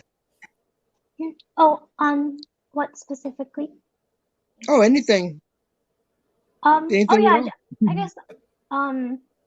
Dang, I had a lot of thoughts, but now I'm kind of like, well, Don, I just wanted to say, like, thank you for sharing, because I know that I completely, like, agree when, it was very encouraging to hear that, your story, and when the lady, when you asked her, like, oh, if God, or, why did God put you through that? And then she said, like, you need to know real suffering. Like, dude, that was powerful, and that's so true. It's like, I think we always, like, question, like, why we go through certain things, but it's kind of like, the Lord is able to use it for his glory, and at the end of the day, it's all for his glory, you know what I mean? Like, Absolutely. It's like, even if the enemy tries to, because that, it's like he uses blessings and things that he takes away from us for his good, because at the end of the day, he just wants us, like, he wants us to, walk with him in this life, and Absolutely. I actually have a question and a comment. So, speaking, I don't want to talk about it because this is kind of to get away from the community stuff. Like, we're always dealing with, predators and stuff. But I do want to ask this though. I think that many of them, if not all of them, and maybe I'm wrong, but maybe they're possessed. Am I stupid for thinking that? No. You're not stupid at all for thinking that one. No, you're absolutely right. They're possessed. They want to steal the innocence of children. I say that also in my interview, that the only thing sacred and innocent to God are children, and if you harm a children, the likeliness of you getting into heaven is putting the camel through an eye of a needle, and you will not get into heaven. You won't. That's what I was thinking. Because Jesus said, it's all about stealing the child's innocence. I learned that from very young. When I was maybe even 6 years old, I realized what my father was doing to me was strictly to strip me of the innocence and to pretty much stain me for this world. Like, it stripped me of anything that a child is like, because they say, like, when they were talking to Jesus, and I don't know the exact scripture and I don't know the exact words, but here it is in layman's terms. They said, Jesus, what are the chances? What would we have to do to get into heaven? And obviously, yes, you got to believe in Jesus. That's the number one thing, him being the savior. But number two, he said to have, like, the innocence of a child, to be childlike. Like, that would be your chances of getting into heaven. If you could bring back your innocence, if you could view the world the way a child does, that's how you get into heaven. And the people knew that the likelihood of that is very, like, slim to none, because once your innocence is stripped of you, it's gone. And so these demon-possessed predators out there who might not even know they have demons, it could be because I'm very much into generational curses. Somebody in their family line could have done something 6 generations ago, and nothing happened until this generation. You know what I mean? Like, the demons didn't come for their payment until this generation, meaning taking the innocence from as many children as possible. It all ties into spirituality. I'm telling you, every single part of it. Yeah, and I'd even go further than that. I think everybody, before they come to Jesus Christ, that's why the early Christians would do this. Everybody has some kind of demonic oppression or possession. Every single one of them until they come to Christ, except for children. Because, Absolutely. Jesus said, forbid them not to come unto me, for such is the kingdom of God. He likened the kingdom of God to children. So, and if you notice in any paganism, or in any country, when demonic activity starts getting really high, is when we start sacrificing our children on the altar of Baal. And what's going on in America right now? I don't want to offend anybody that might have done this, but how many children, innocent babies, are killed every day? Abortion, yes. Yes. And a lot. So you're looking at something, and I don't want to hurt nobody's feelings. If you've done that, if anybody that's been through that, I'm sure that's very hard and difficult afterwards. And the Lord bless you, and He'll forgive you for whatever you've done. But it's not just that. We're also sacrificing our own children to letting them pretty much watch anything on TikTok, anything on the internet. They get into pornography at a young age. I mean, it's just crazy. If we don't sacrifice their actual life, we sacrifice their spirituality, and their understanding of this world is so warped because of that. So, but you'll see that any pagan nation that once a nation starts going to paganism, they always will sacrifice. The first thing that goes is the family, because the first thing that was instituted was the family in the book of Genesis, and the demons go after children. They go after children. The thing is that children are innocent, so they have to use somebody to get to those children, and those are usually predators, the parents, or just a bunch of different influences to get to those children, so they're already warped by the time they come to adulthood. Patriotic has a good comment that I talked about on What's Your Story about how evil, and my brother knows too, how evil the music and entertainment business is. But Don, that's to you from Patriotic on the screen there. What does it say? Oh. I'm sorry. I'm looking at two different phones because I'm fighting with FBC and I'm talking to you guys. Oh, I didn't know you guys were fighting. I'm sorry. It's okay. No, I'm not trying to fight. I'm trying to tell them this isn't the time nor the place, but they just can't seem to know that. But anyway, so what I'm saying is, yes, directly with I see the X Factor. No, I haven't seen that, but I know that with all my heart, it is becoming one world order. The elite, like I'm not trying to be another one of the conspiracy theorists, but it truly is. Like the Illuminati used to be Freemasonry, which used to be the Brotherhood of the Snake, which tied in to Satanism, and they literally, why they are so successful, why they are so great, is because they are spinning this world for the devil. Right, and I would argue. I would argue through my research, and this is something maybe you can research. A lot of people think the Illuminati. I would really, really, as far as America is concerned, I would say the Freemasons run America.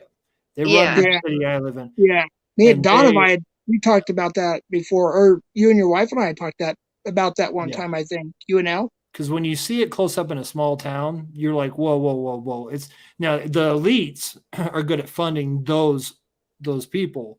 But the people that actually do the dirty work, that are they're doing the groundwork, I'm thinking it's the Freemasons for sure. Yeah, I absolutely agree with that. I believe Illuminati's a little bit higher. And if you know Illuminati, it means illuminated ones. It means one, basically they know the secret to life, basically, is what the illusion would be. Right, which would be the opposite. What they're imitating, you know where they get that from? They get that from, in the church, when you get baptized, you become illumined by Christ. So they do the anti-illumination, which is a delusion, not really, their secret knowledge and all that kind of stuff. So let me read this if I could. Again, this is by Patriotic. I'm not trying to skip anybody. It's just that's fine. Come out to me. It said this would explain why these running the mainstream media, MSM, social media companies, etc., censor predator catchers, censor those of us who want to protect children, etc. If you go to What's My Story, I talk about my experience. My brother can back everything I set up on there. I went into some detail about my experiences too, with a lot of things. My brother's been through them as well. In fact, I don't mean to change the subject real quick, but Brian, we were talking with family today about you didn't discuss it, about your testimony when with Mr. Ray, I can't say a last name. He's you know, shot him in before the you get leg. saved. Yes, Yeah. you saw him. Yeah. Can you explain that story so people know how you come to know Christ? Yeah, but I'll give you a quick testimony. I'll try to wrap it up. I mean, make it whatever. I'll just go through it. Right before I came to Christ, I was pretty much an agnostic atheist. I didn't care. My brother and my mom would go to church. I would just stay home, and I really didn't have any relationship with God. I didn't know if there was. I didn't think there was. It didn't matter to me. But I remember I got to my lowest low in my life. I was a teenager. I believe I was 17. I was 17 years old. And my girlfriend at the time was pregnant with my first child. And I started drinking very heavily and getting into I'm talking about real gangster crap. And one night I got so drunk and so out of hand that I actually shot my own friend in the leg and drove him to the hospital, and thank the Lord that he said it was an accident. I didn't go to jail, because I would probably have ended up in jail for years. But God used that in a mighty way, because I remember the nurse would have to come administer morphine because they didn't want anybody getting hooked on pills. You know how the whole opiate thing goes. Yeah. So she would come and administer 3 times a day to him because he was still on bed rest after he got out of the hospital. And I remember I showed up one day to his apartment and he had tears coming down his eyes, but he had a smile on his face. And that was actually, just to clarify, that was shortly after. At that point in time, I think my wife and kids and I were living right next to that apartment complex or condominiums, whatever it was. Is that true? It was right next to there, I think. I'm not sure, because I just remember. I don't remember what was so going remember on. His dad, his friend that he shot, his dad was a cop. Well, he was ex-chief of police for Albuquerque. Yeah, we're friends now, of course, and I think your friend is a police officer now. Am I correct? No, he works for the fire department. Fire department. Yeah, he just ran into mom the other day, which is kind of cool. Cool. But anyway, so I rolled up to the apartment, and the first person. So I wanted to talk to my friend. I'm not going to give his name just for I don't want to put it out there. So I was talking to my friend. I wanted to talk to my friend, but this one guy, clean cut, good looking guy, comes up to me with a big smile on his face, and maybe he thought that I was. I knew what they were talking about because he had came out of the apartment and his friends were talking to Richard, or the guy and my friend. And he comes with a smile on his face, puts out his hand, shakes my hand. He goes, "You know what? I used to be a Satanist, but now I'm a Christian." Yeah. And the first thing I thought, man, I was like, "Get away from me. I don't want to hear nothing." And then he goes, and he was asking me questions. "Do you know Jesus?" And I'm like, "Yeah, I guess I do." I was just trying to get him off my back. And he goes, "Can I pray for you?" I said, I was thinking in my mind, I'm like, if that can get you away from me, yeah, you can pray for me and I can get out of here. But once he started praying, conviction fell down. And all I remember is saying, "I am so sinful." And all I remember saying is, "Lord, have mercy on me." Yeah. I wasn't religious. It was just like a bombshell where the Holy Spirit had come down, convicted me of my sins. And that day I had trusted Jesus Christ as my Savior. I've never been the same since. I haven't been perfect by no means, but I've never been the same. You couldn't knock the smile off my face that whole day. I could feel the burden. The burden of sin was just lifted off. It was like I had 400 tons of just pure dread on my shoulders, and it was like somebody just threw it off. The blue sky was bluer. The sun was brighter. The grass was greener. I mean, all those things. I sound kind of preachy, but man, it was, that's what happened. Praise the Lord. That's what happened. Lynn and God's Angels she says, look at what they did. I never actually dug into this. I wanted to, but I didn't. It says, look at what they did at the Travis Scott concert recently. They offered the children to the fires, Deuteronomy 18, necromancer, and so on, to the fires to Baal, while the children were live streaming it. I heard about that. I just never dug into that. Does anybody know about that too? I know all about that. Yeah. It ended up being 10, but it was sacrificed to Kris Jenner, the woman, the mother of the Kardashians.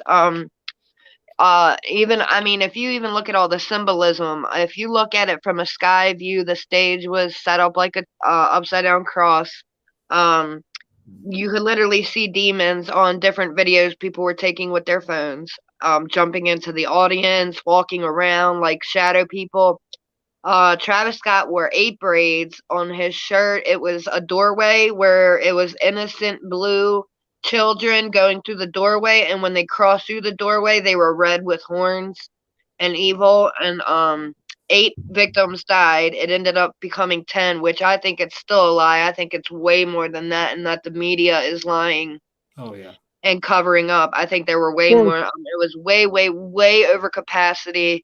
They weren't even selling water to people there. They were making sure, and they kept playing. Here's the thing that brings me back to frequencies and making you feel sick.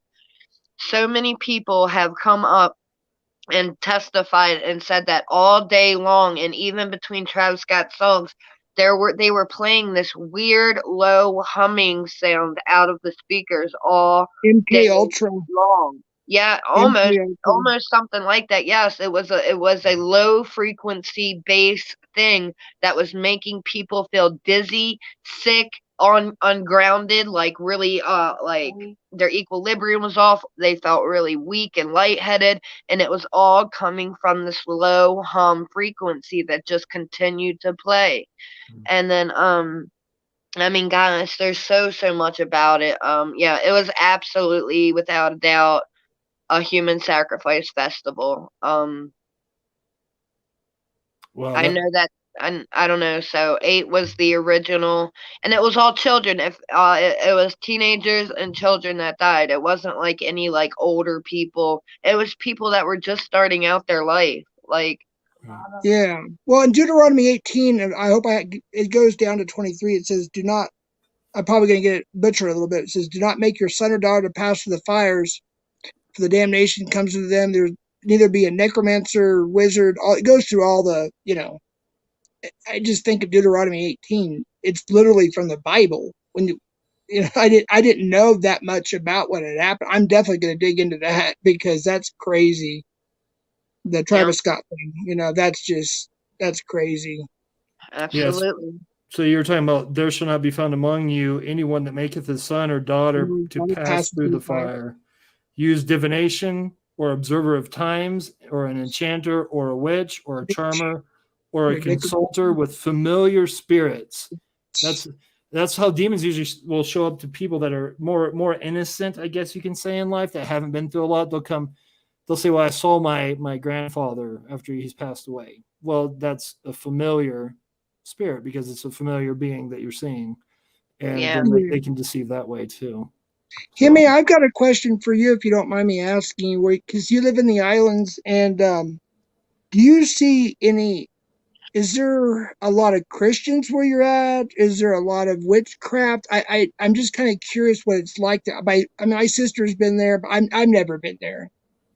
Oh yeah, it's pretty like the Hawaii is mostly like the population, I would say, is like Native Hawaiians and then like Asians. So Asians as in like Filipinos, Japanese, Korean, Chinese, some like Samoans. So it's mostly, I would say it's a mostly Christian state, I would say, or like Catholic. Catholic would be like the Filipinos, and then like Christians would be like a mix of like, Samoans, some Filipinos, some Japanese. But then there's also like a very small like, cultural like Japanese culture. So there's a lot of like Buddhism, I would say. And I would say there's not a lot of, I would say like the new age stuff would be mostly from like the younger generation. Like, I would say like millennials, because people who like get into like, paraphernalia and all of that, who go to like, not calling anybody out, but people who go to like raves and stuff and kind of like just focus on that lifestyle, I would say they're mostly new age. But for the most part, it's fairly like Christian, I would say. But there's still like, and then there's also like, Native Hawaiian culture. So they don't really, you know, they have like gods in their religion, which I don't agree with. So yeah, there's definitely that as well. It's a pretty interesting mix, I would say. So, like, let me just say something if I could. Here in New Mexico, we, and I'm not knocking Catholics. It just so happens that many of the Catholic or churches in general are corrupted here. So, with that being said, they have the Day of the Dead, and of course, around Easter time coming up, people will they'll crawl across the state to Chimayo, which is supposedly the oldest Yes. church in America. Yeah, and my ex-wife, we're still good friends. She used to be Catholic. She got saved shortly after we got together.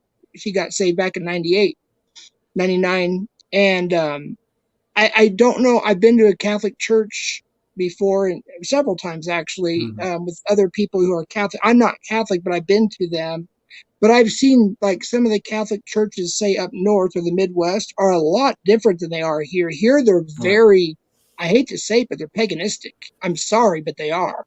Yeah. And my brother will confirm this. That's why I'm Orthodox. Yeah. So well, I didn't go Roman Catholic, that's for sure.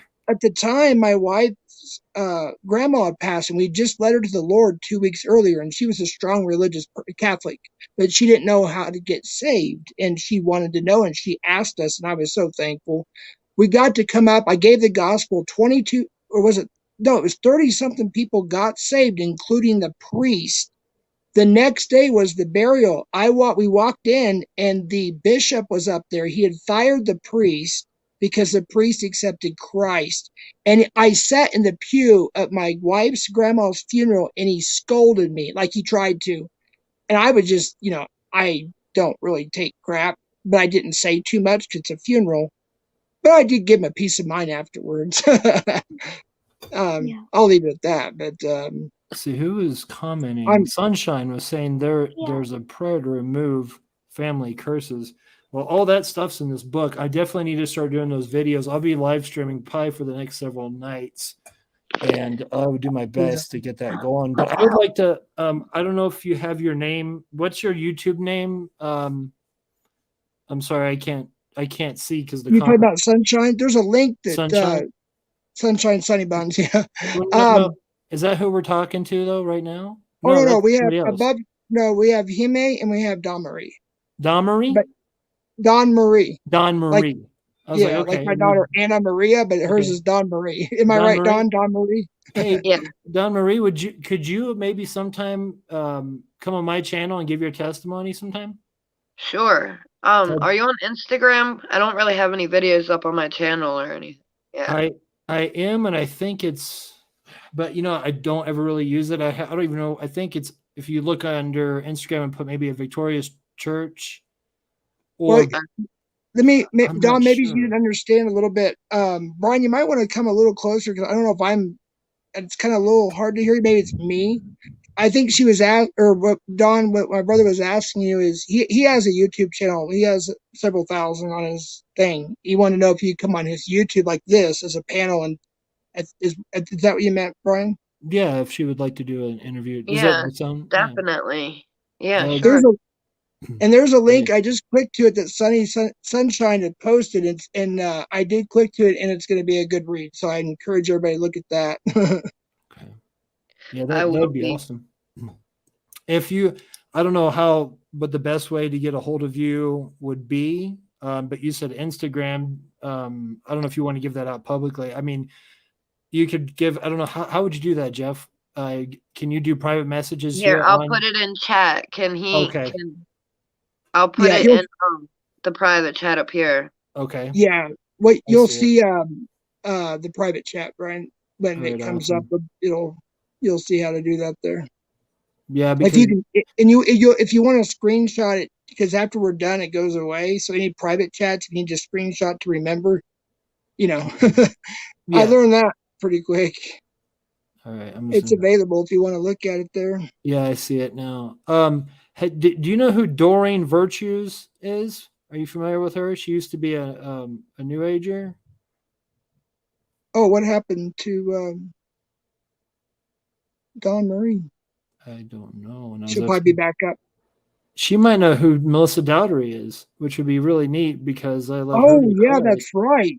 She's the one that leads new age people and witches out of new age stuff. But that's the name. Her name of the channel is actually that, right? What you just said. Just Melissa Doherty. Yeah, Doherty.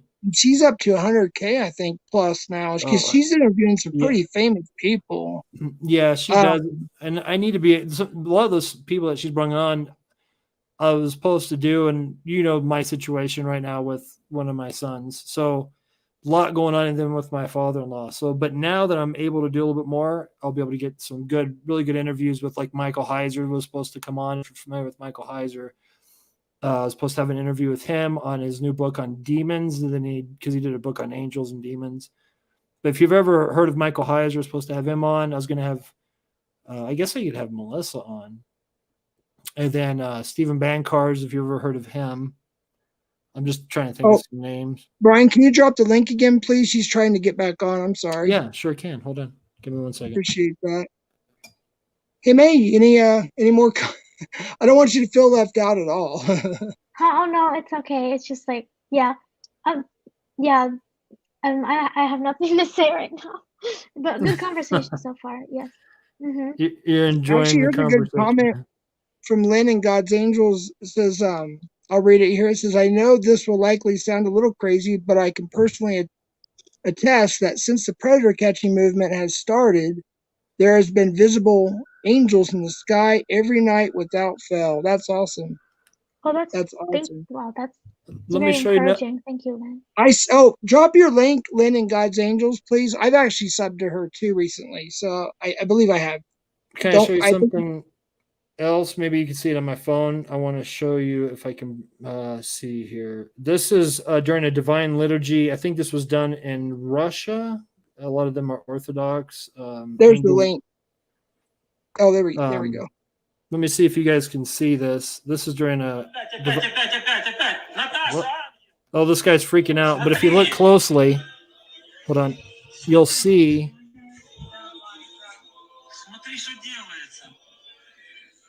All the way at the top. Do you see those beings? Wow. Whoa. Where's that at? Russia. It's at an Orthodox church. That's beautiful. Did you see? Was those angels? Yes. Is that what I'm seeing? Or seraphim? I'm almost positive that would be angelic beings. You'll see more here in a second. There's another one. Wow. That's beautiful. Just to let you guys know, I understand computer graphics, CGI. I know what pixelation looks like. I have reviewed this video and it is 100% authentic. Thank you, John. So those beings you see going into the church during the divine liturgy, I looked for anything that would make it something that was edited, put CGI inserted, and I've done a complete thorough investigation on that video. It's 100% authentic. Wow. So what you're seeing is what you saw. Because I know Jeff knows I know the video editing, CGI type computer programming, stuff like that when it comes to that. So yeah, you looked at an authentic video. Do you want me to put that link I can put the link to that video if you guys want to check it out. Also, Brian, Dawn Marie has a video that's on YouTube. It tells her life story. If somebody wants to post it, I appreciate that. Video that's on YouTube. Sorry. It's on, is it PP Mouse Extras or is it a different channel? I forgot. I'm sorry, Dawn Marie. Yeah, it's on PP Mass Extras. It's called Sins of the Father. Okay. That was actually the first, I believe the first testimony I saw on that channel. And then I met you in person. I was like, wow. That was very, that was hard. But it needed to be said, if that makes sense. But Brian, please watch that sometime. Watch Dawn's testimony. It's on YouTube. I'll send you the link. Okay, definitely send text message so I don't forget. You know how I am. I will. Yeah, I'm the same way. I'll definitely do that. Yeah. Have Dawn, right? Dawn Marie? Yeah. Yeah, I have to. Hopefully you remember. So Dawn Marie, have you ever heard of Michael Heiser? No, I haven't. Oh, Stephen Bancars? Maybe. No. How far back do they go? the people that are pretty predominant today. One person that you might want to find on YouTube is actually a young lady. After I had came to Christ when I was younger, I led her to Christ. Her name is Melissa Doherty, and she has a whole ministry leading witches and New Age people out of it into Christianity. And she's got she just literally lives about not even 3 blocks from me. She's I would huge absolutely on love YouTube. to watch that and like get into that. Oh, Someone that deals especially with New Age and people that were in witchcraft, somebody that can cater directly to that kind of, because they know what kind of demons they're dealing with, and they know what kind of healing that a person that was into that kind of stuff needs. Right. Yeah. Absolutely. And maybe I can have you come on with your testimony, have her come on as a guest and answer some of the stuff that she'd be able to answer better than me on. Definitely. That would be so cool. Here's a question. Brian, there's a question for you on the screen. I'm trying to keep up, but it's so hard. Studies that show the negative correlation between intelligence and religiosity. Can you expand on that question, Gray? Are you talking about where some people think they're not able to come together? Is that it? Like you can't take the narrative and the like science. I don't know how far back I am. Okay. Oh wow, I'm so far behind. I can. Okay, so all right, when we were Neanderthals and everything at the beginning of time, our DNA looked different, and at a certain point in time, this is why they believe in aliens really having a big part in how we have evolved through life, not just as humans, but the world entirely, because all of a sudden they call it the God gene. There was something else put in our DNA that made us have a need to believe in something bigger than us, because it's what drove us. I don't know how to say it exactly, but I think that's what he's getting at. So he's not talking about like panspermia or something like that, like alien in that sense, right? I'm not sure. That's why if they could expand on what they mean. Sorry. But if he's talking about science and Christianity, Eric Metaxas, this is a really good book. It's by Eric Metaxas. It's called Is Atheism Dead? Because all the science now points to a creator. Yep. A lot of it does. Yeah, and this is a response to the 1964 Time magazine where it says, "Is God dead? Has science proven away God?" This is now science, where science is leading, and Stephen Myers, Jason Lyles, all these very intelligent people that have seats at like Oxford, that have seats in Cambridge, very intelligent, are either Christian, become a Christian, or they're now at least theists.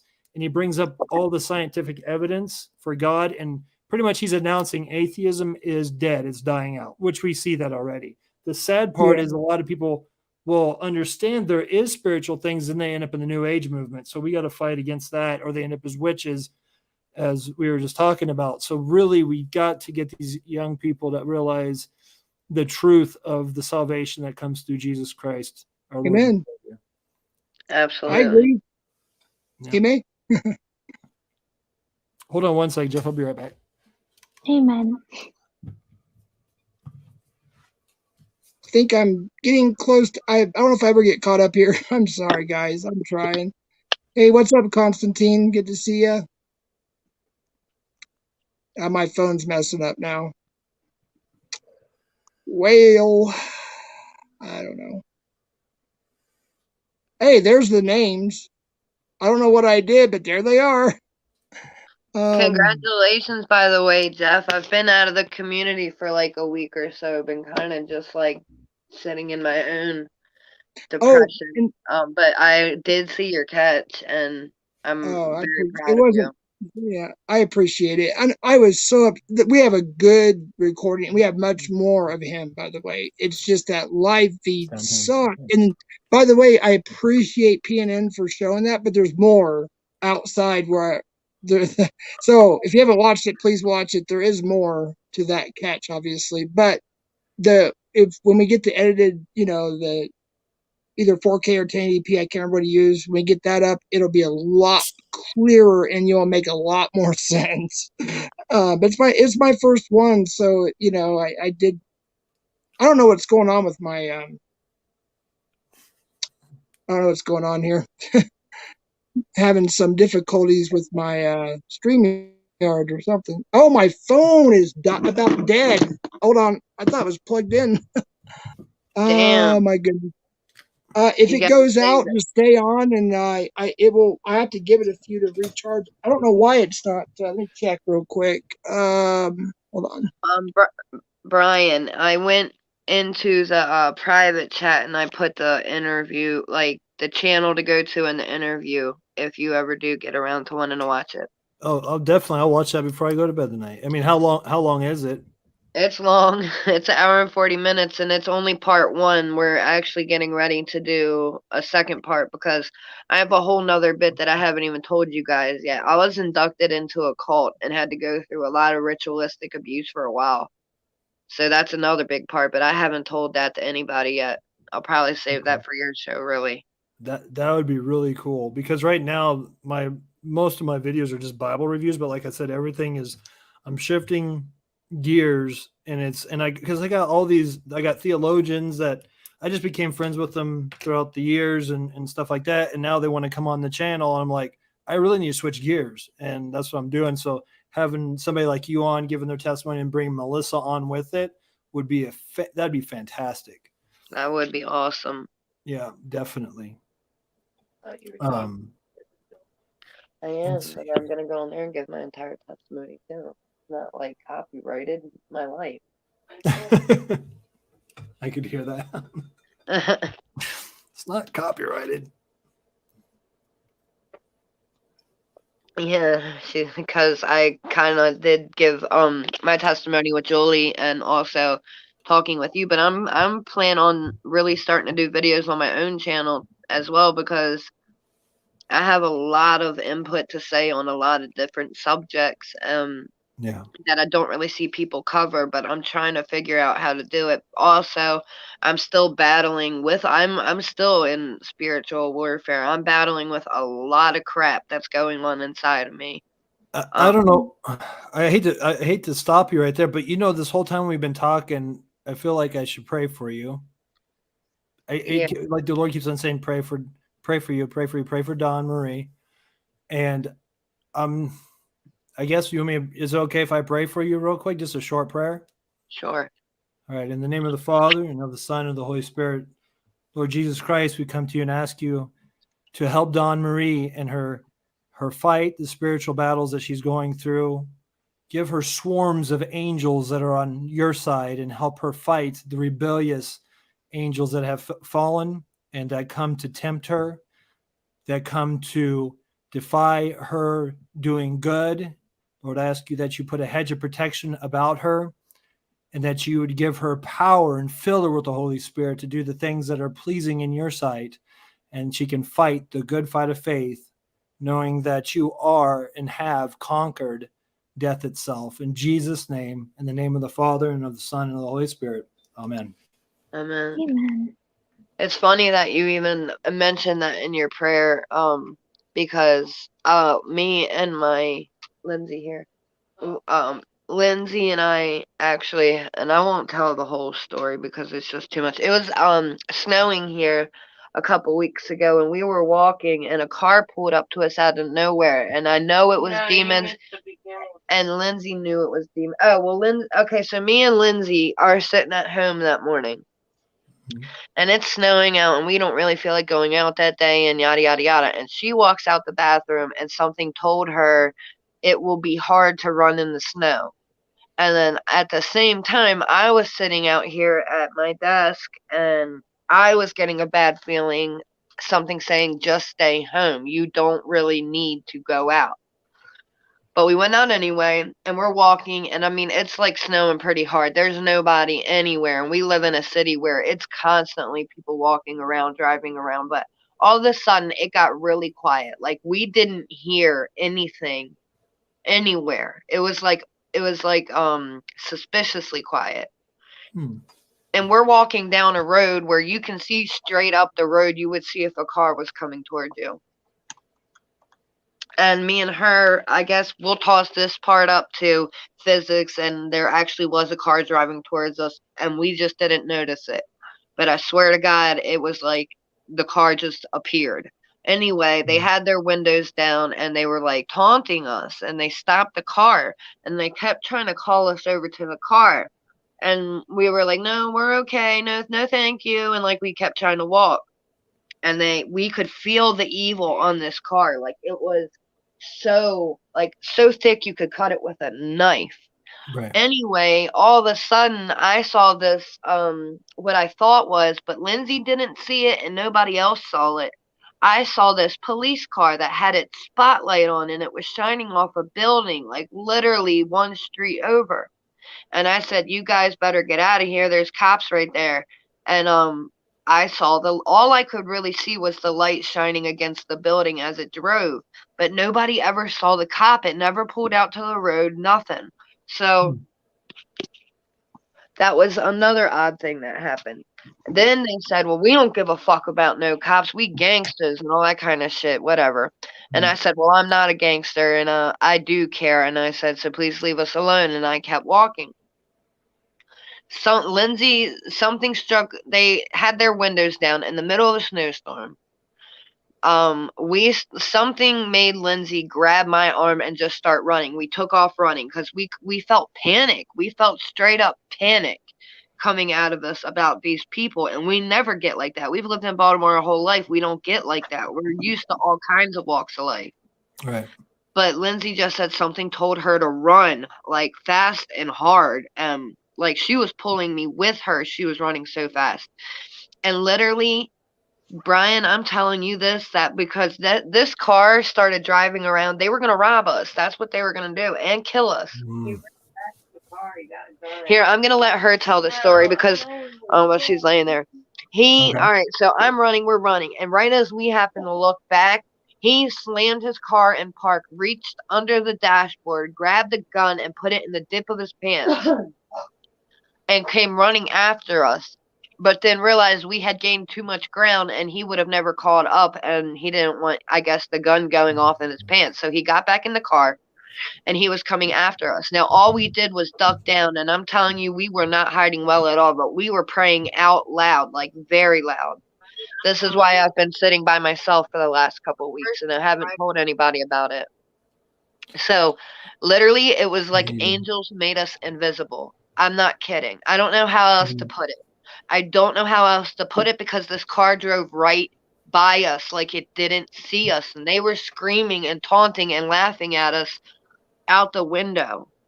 And like we were invisible to them. I don't understand how. The angels guided us directly because we were like trying to run through yards. We were ringing doorbells. Like we were in straight up panic. We were trying to get anywhere that we could to get to safety because we knew that they were going to blow our heads off, steal what little money we had on us, and keep going.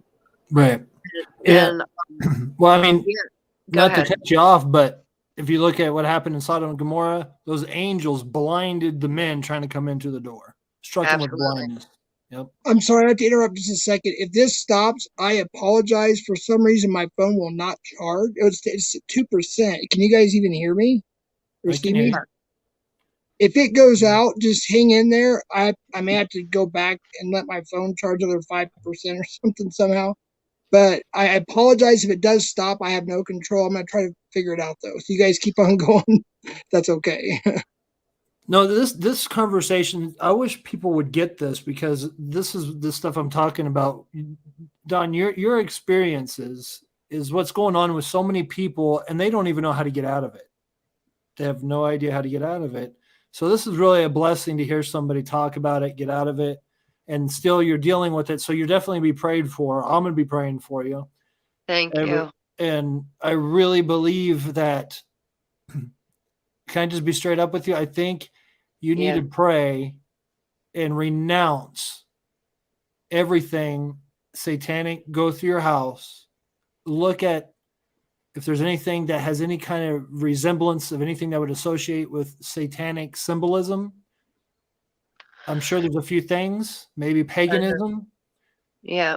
Get them out of the house, throw them away, burn them, do something with it. But I mean, really pray and renounce again any attachment to Satan and his demons and that rebellion that you're once of. I hope this is speaking to your heart, because I really feel like the Lord led me to say that, and I was kind of scared to say it, but I hope it is saying something to you. It is. It is. Do you kind of get an impression that, like, even without me knowing or even actively trying, that, like, demons that have tormented me before are etching their way back in? Like, there's a doorway open somewhere where they're kind of scooting back in. Yeah, and they're about to get there, and that's why I just felt like I needed to pray. So that's I didn't want to say that, but you said it for me. Okay, so Yeah, I feel it too. and it seems like I'm not a prophet nor the son of a prophet.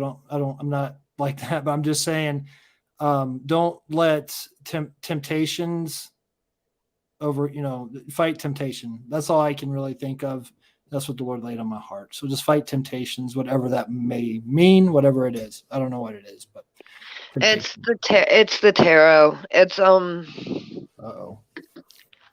It's my obsession with tarot, and it's my obsession with talking to spirits and getting EVPs, and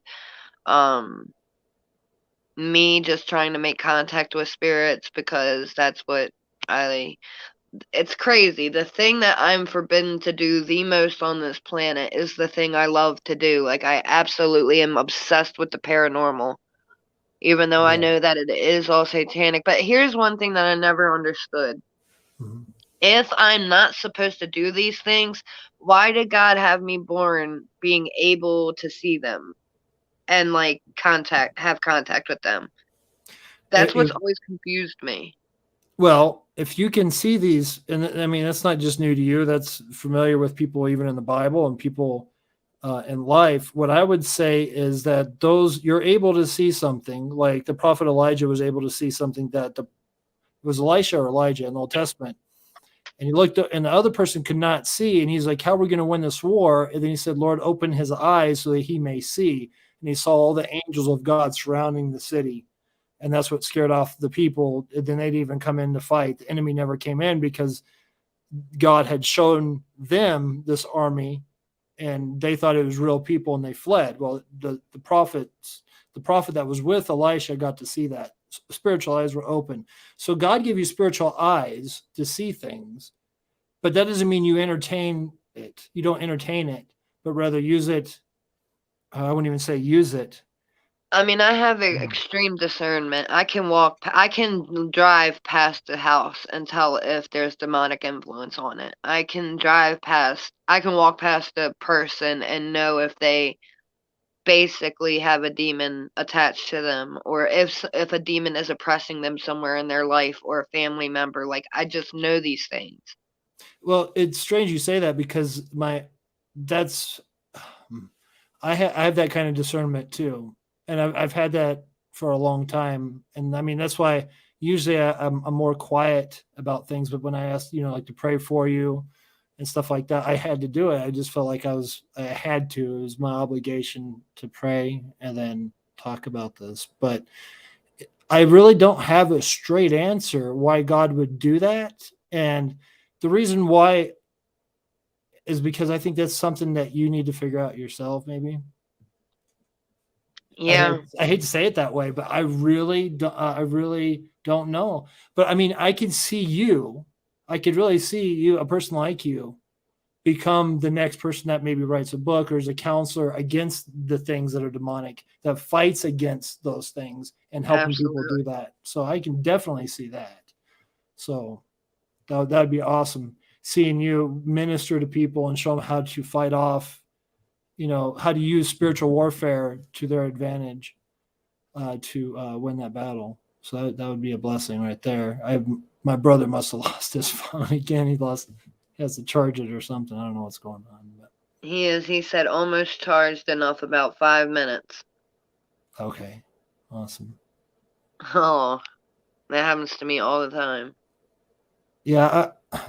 I just upgraded, so I'm doing good. I just got my upgrade through Verizon, and I'm doing all right. It's actually battery life on this phone is really good. So, are you on the West Coast too, like Albuquerque and all that area? Well, no, I'm I'm not in. quite sure where Jeff. I live in Nebraska now, so Wow. Yeah. So totally different up here, but there's a lot of Wiccans in the Midwest. A lot of Wiccans and stuff. A lot of paganism too.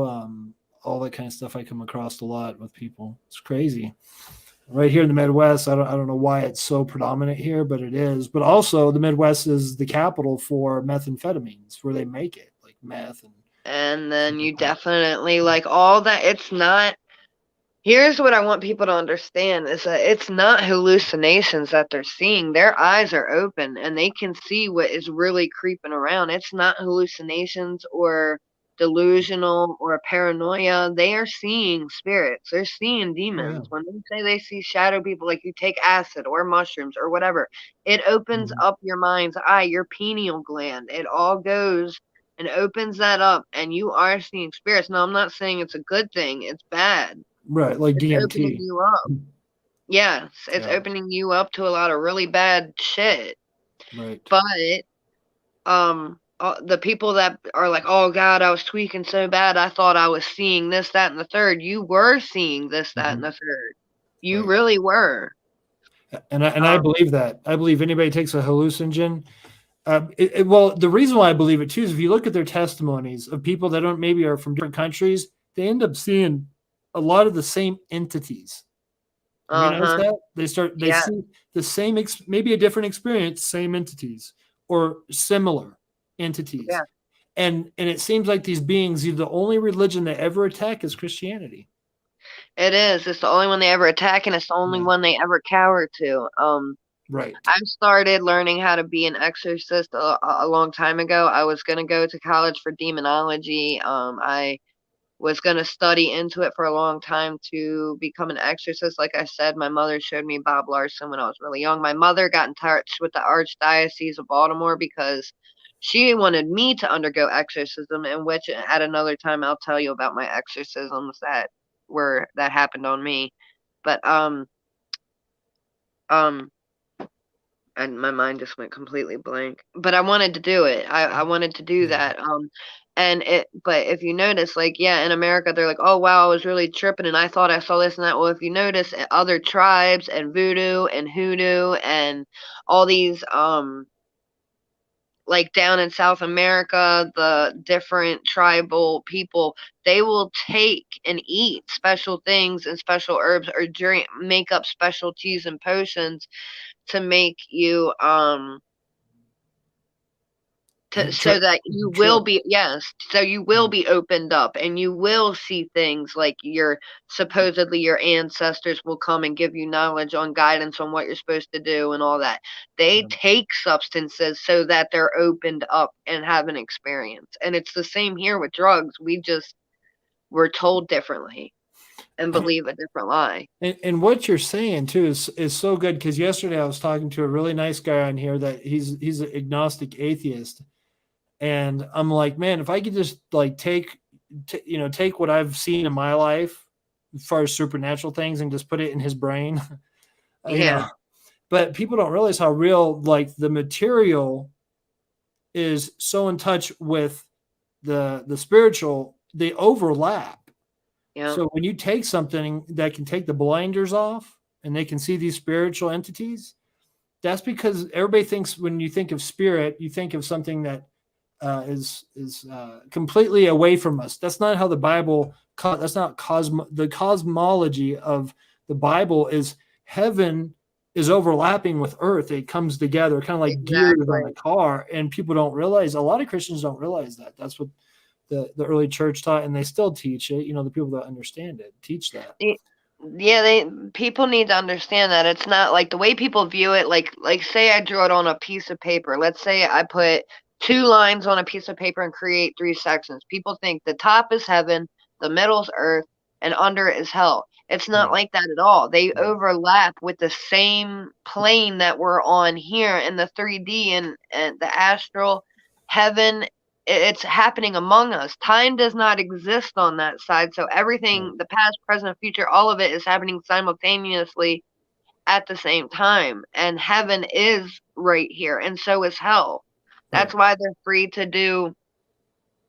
That's why they like, I'm trying to think of the Bible quote about demons that wander the earth empty, like looking. Yeah, for, you're talking about the part where it says a demon will exit a man and go through dry deserts and return take some more demons with him and come back into the man that's cleaned up his life. Is that the one? 7 more. Yeah, seven more demons. Yes, yeah, I think that is what the scripture I'm trying to think of. So I know that there's I know it looks different. I don't think it looks the way earth looks in heaven or hell, but I do believe that it's a state of being, and they both, I believe they are all overlapping. And plus, just like you said, how demons are everything you fear, like what goes against you is what kind of demons will attack you. I kind of feel the same for like heaven. Like whatever heaven would have been to you is what heaven is going to be. Like your heaven will be different from my heaven. Even though like we're all amongst each other, and like I would be able to like see my, Jesus, God, the angels, people I cared about, people that cared about me, I also believe I'll be having my own experience with it. Oh yeah, and I'm sure, yeah. And I also believe that, I don't know, because this kind of goes back to my witchcraft beliefs, but I really have a hard time giving up the belief that Earth is just a school. Like, this plane is just a school for us to learn lessons, like, to learn from our mistakes, to learn from our wrongdoings, even to learn from our right doings. I believe that. There's nothing anti-Christian about that thought either. I mean, just because Wiccan and witches would believe it doesn't mean it's not true.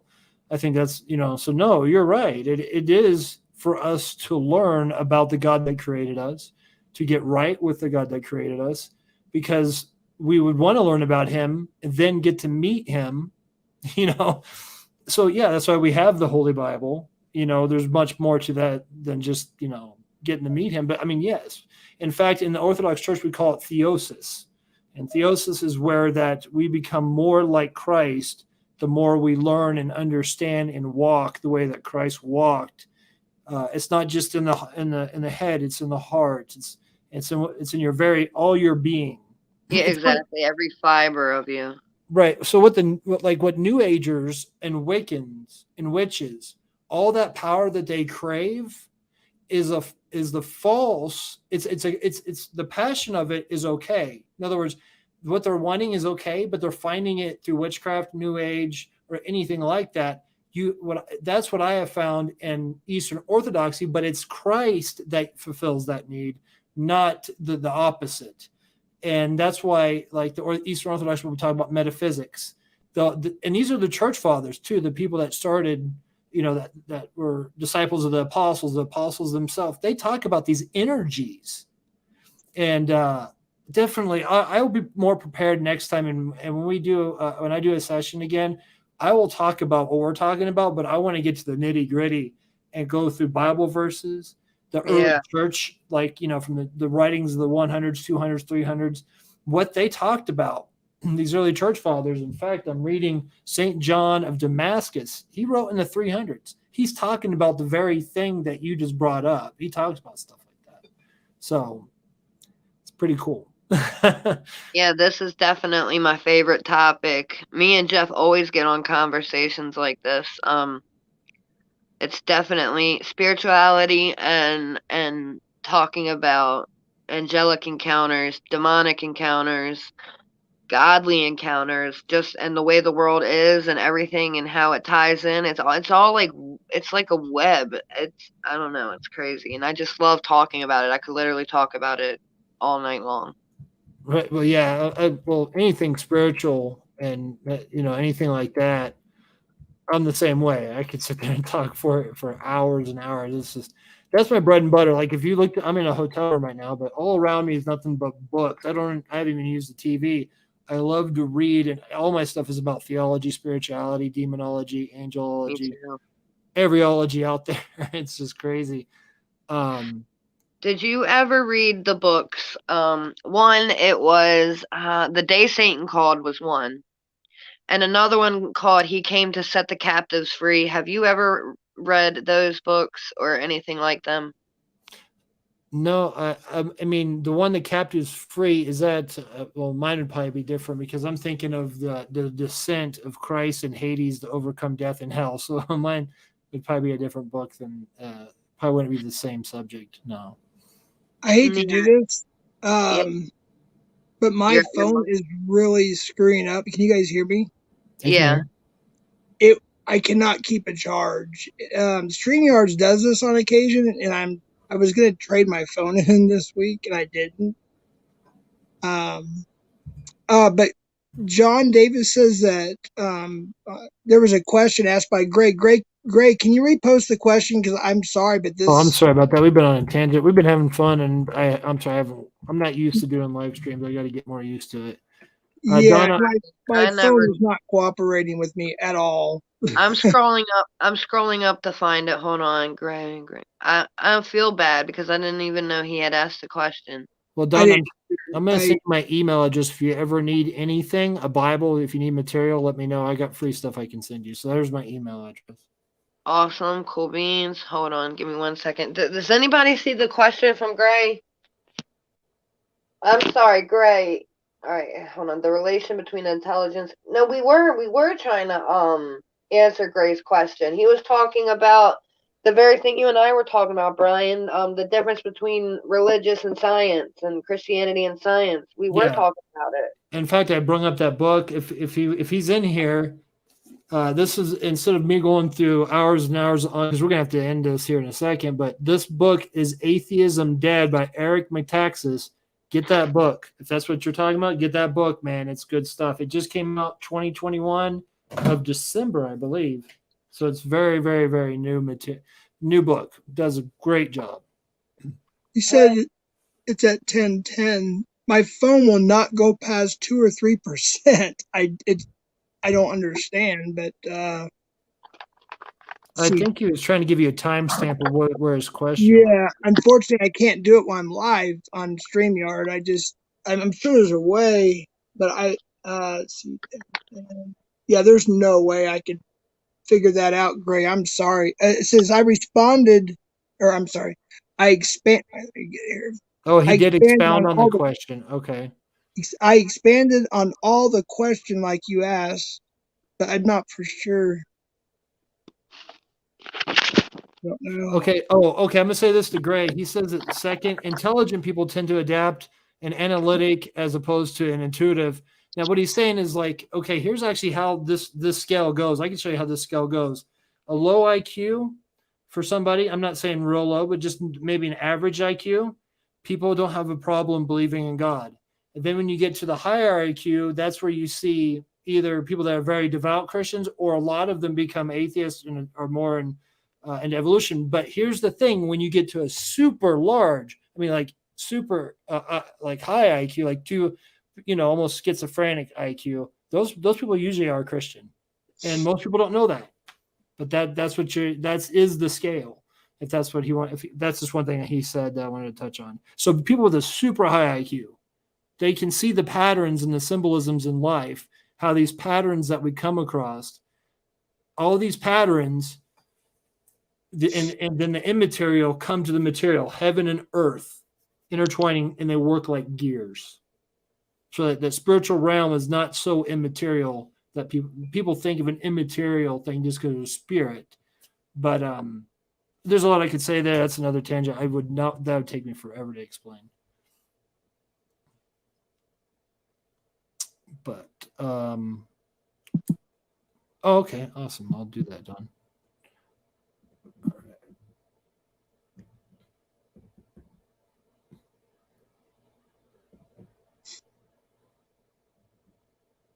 I'm sorry, guys. Everything's crashing on me. I'm not kidding you. My computer's trying to crash. That's demonic warfare, probably spiritual warfare. It wouldn't surprise me. I apologize, everybody. I want to go further. I got to stop now because my phone's literally going to die and it's going to cut off. I apologize. Sorry. You know what? Can you ask the people if there's a specific subject? I mean, for people that are into spiritual things, because I could cover some really if I know ahead of time, I could cover a subject in very good detail and do a really good, maybe like a class on it and just teach it. And then of course have feedback, but I could really dive into something like what we're talking about tonight. I'm just not, you got to prepare for something like that. So, yeah. And I honestly don't know why everything is acting up, but, it's at 1%. So I'm sorry. I gotta call it unless somebody else has a StreamYard. We can go to there. Well, I mean, I have to get done, but Jaime, are you subscribed to my channel? Yeah, I am. Yes. Well, the next time I see or hear from you, because I'm subscribed to yours, I'll try to let you know. And if you don't mind, would you help moderate my channel when I do things every once in a while, if you're able to? Yeah, sure. Oh, that would be awesome. I appreciate it. I really appreciate it. Thank you. I actually think you guys are right about demons affecting this. Kind of wonder if that's true, affecting our broadcast right now because nothing is working hardly. Yeah, I've noticed some weird things, but I'm not. I try not to go too far left or right. I try to stay balanced and focused. So it could be, might not be. It might just be normal stuff that happens in life, but it could be spiritual warfare. I don't know. All I say is I'm sorry, everybody. I didn't get to all the comments. We didn't even get as far as we wanted to, but we did go almost 2.5 hours. I didn't even know it was that long. Wow. But I'm going to have to end it because my phone's getting ready to literally buck the kick it. That's fine because I'm an hour ahead of you, Jeff. So it's almost 1 o'clock in the morning where I'm at. That's true. I'm sorry. Dawn Marie, if you're still in here, I'm sorry. Everybody, I'm sorry. There's nothing I can do. I've tried every cord, everything possible. I don't know what's going on. My phone it may be on its last thing, and I need to go tomorrow to get it. Get a new. I want to say one more thing to Jaime since she's on here before she leaves. That email address, my email address that I posted, that's for you too. If you ever need materials, anything on Christianity or I got Bibles. I review Bibles, so I get really nice Bibles. If you need a good Bible, let me know. If you need any materials on certain subjects, let me know. I will send those free of charge to you anytime. You can email me at that and just let me know who you are, that it's you. And then I'll be more than happy to help you out. Okay, thank you. Thank you so much for the offer. I'll be my pleasure. Thank you, everybody. I got to go. I'm sorry. I have no choice. I didn't know this was going to happen. But thank you for coming in, and I apologize. There's nothing else I can do. Yeah. God bless you guys in the name of the Father, Son, and Holy Spirit. Likewise. Thank you. God bless you guys. God bless. God bless. Thank you. Thank you, everybody. I'm sorry. I'll try to figure this out. But God bless. Thank you, Brian. Thank you, chat. I got to go. I don't have a choice. Take care. I'm sorry. Bye-bye.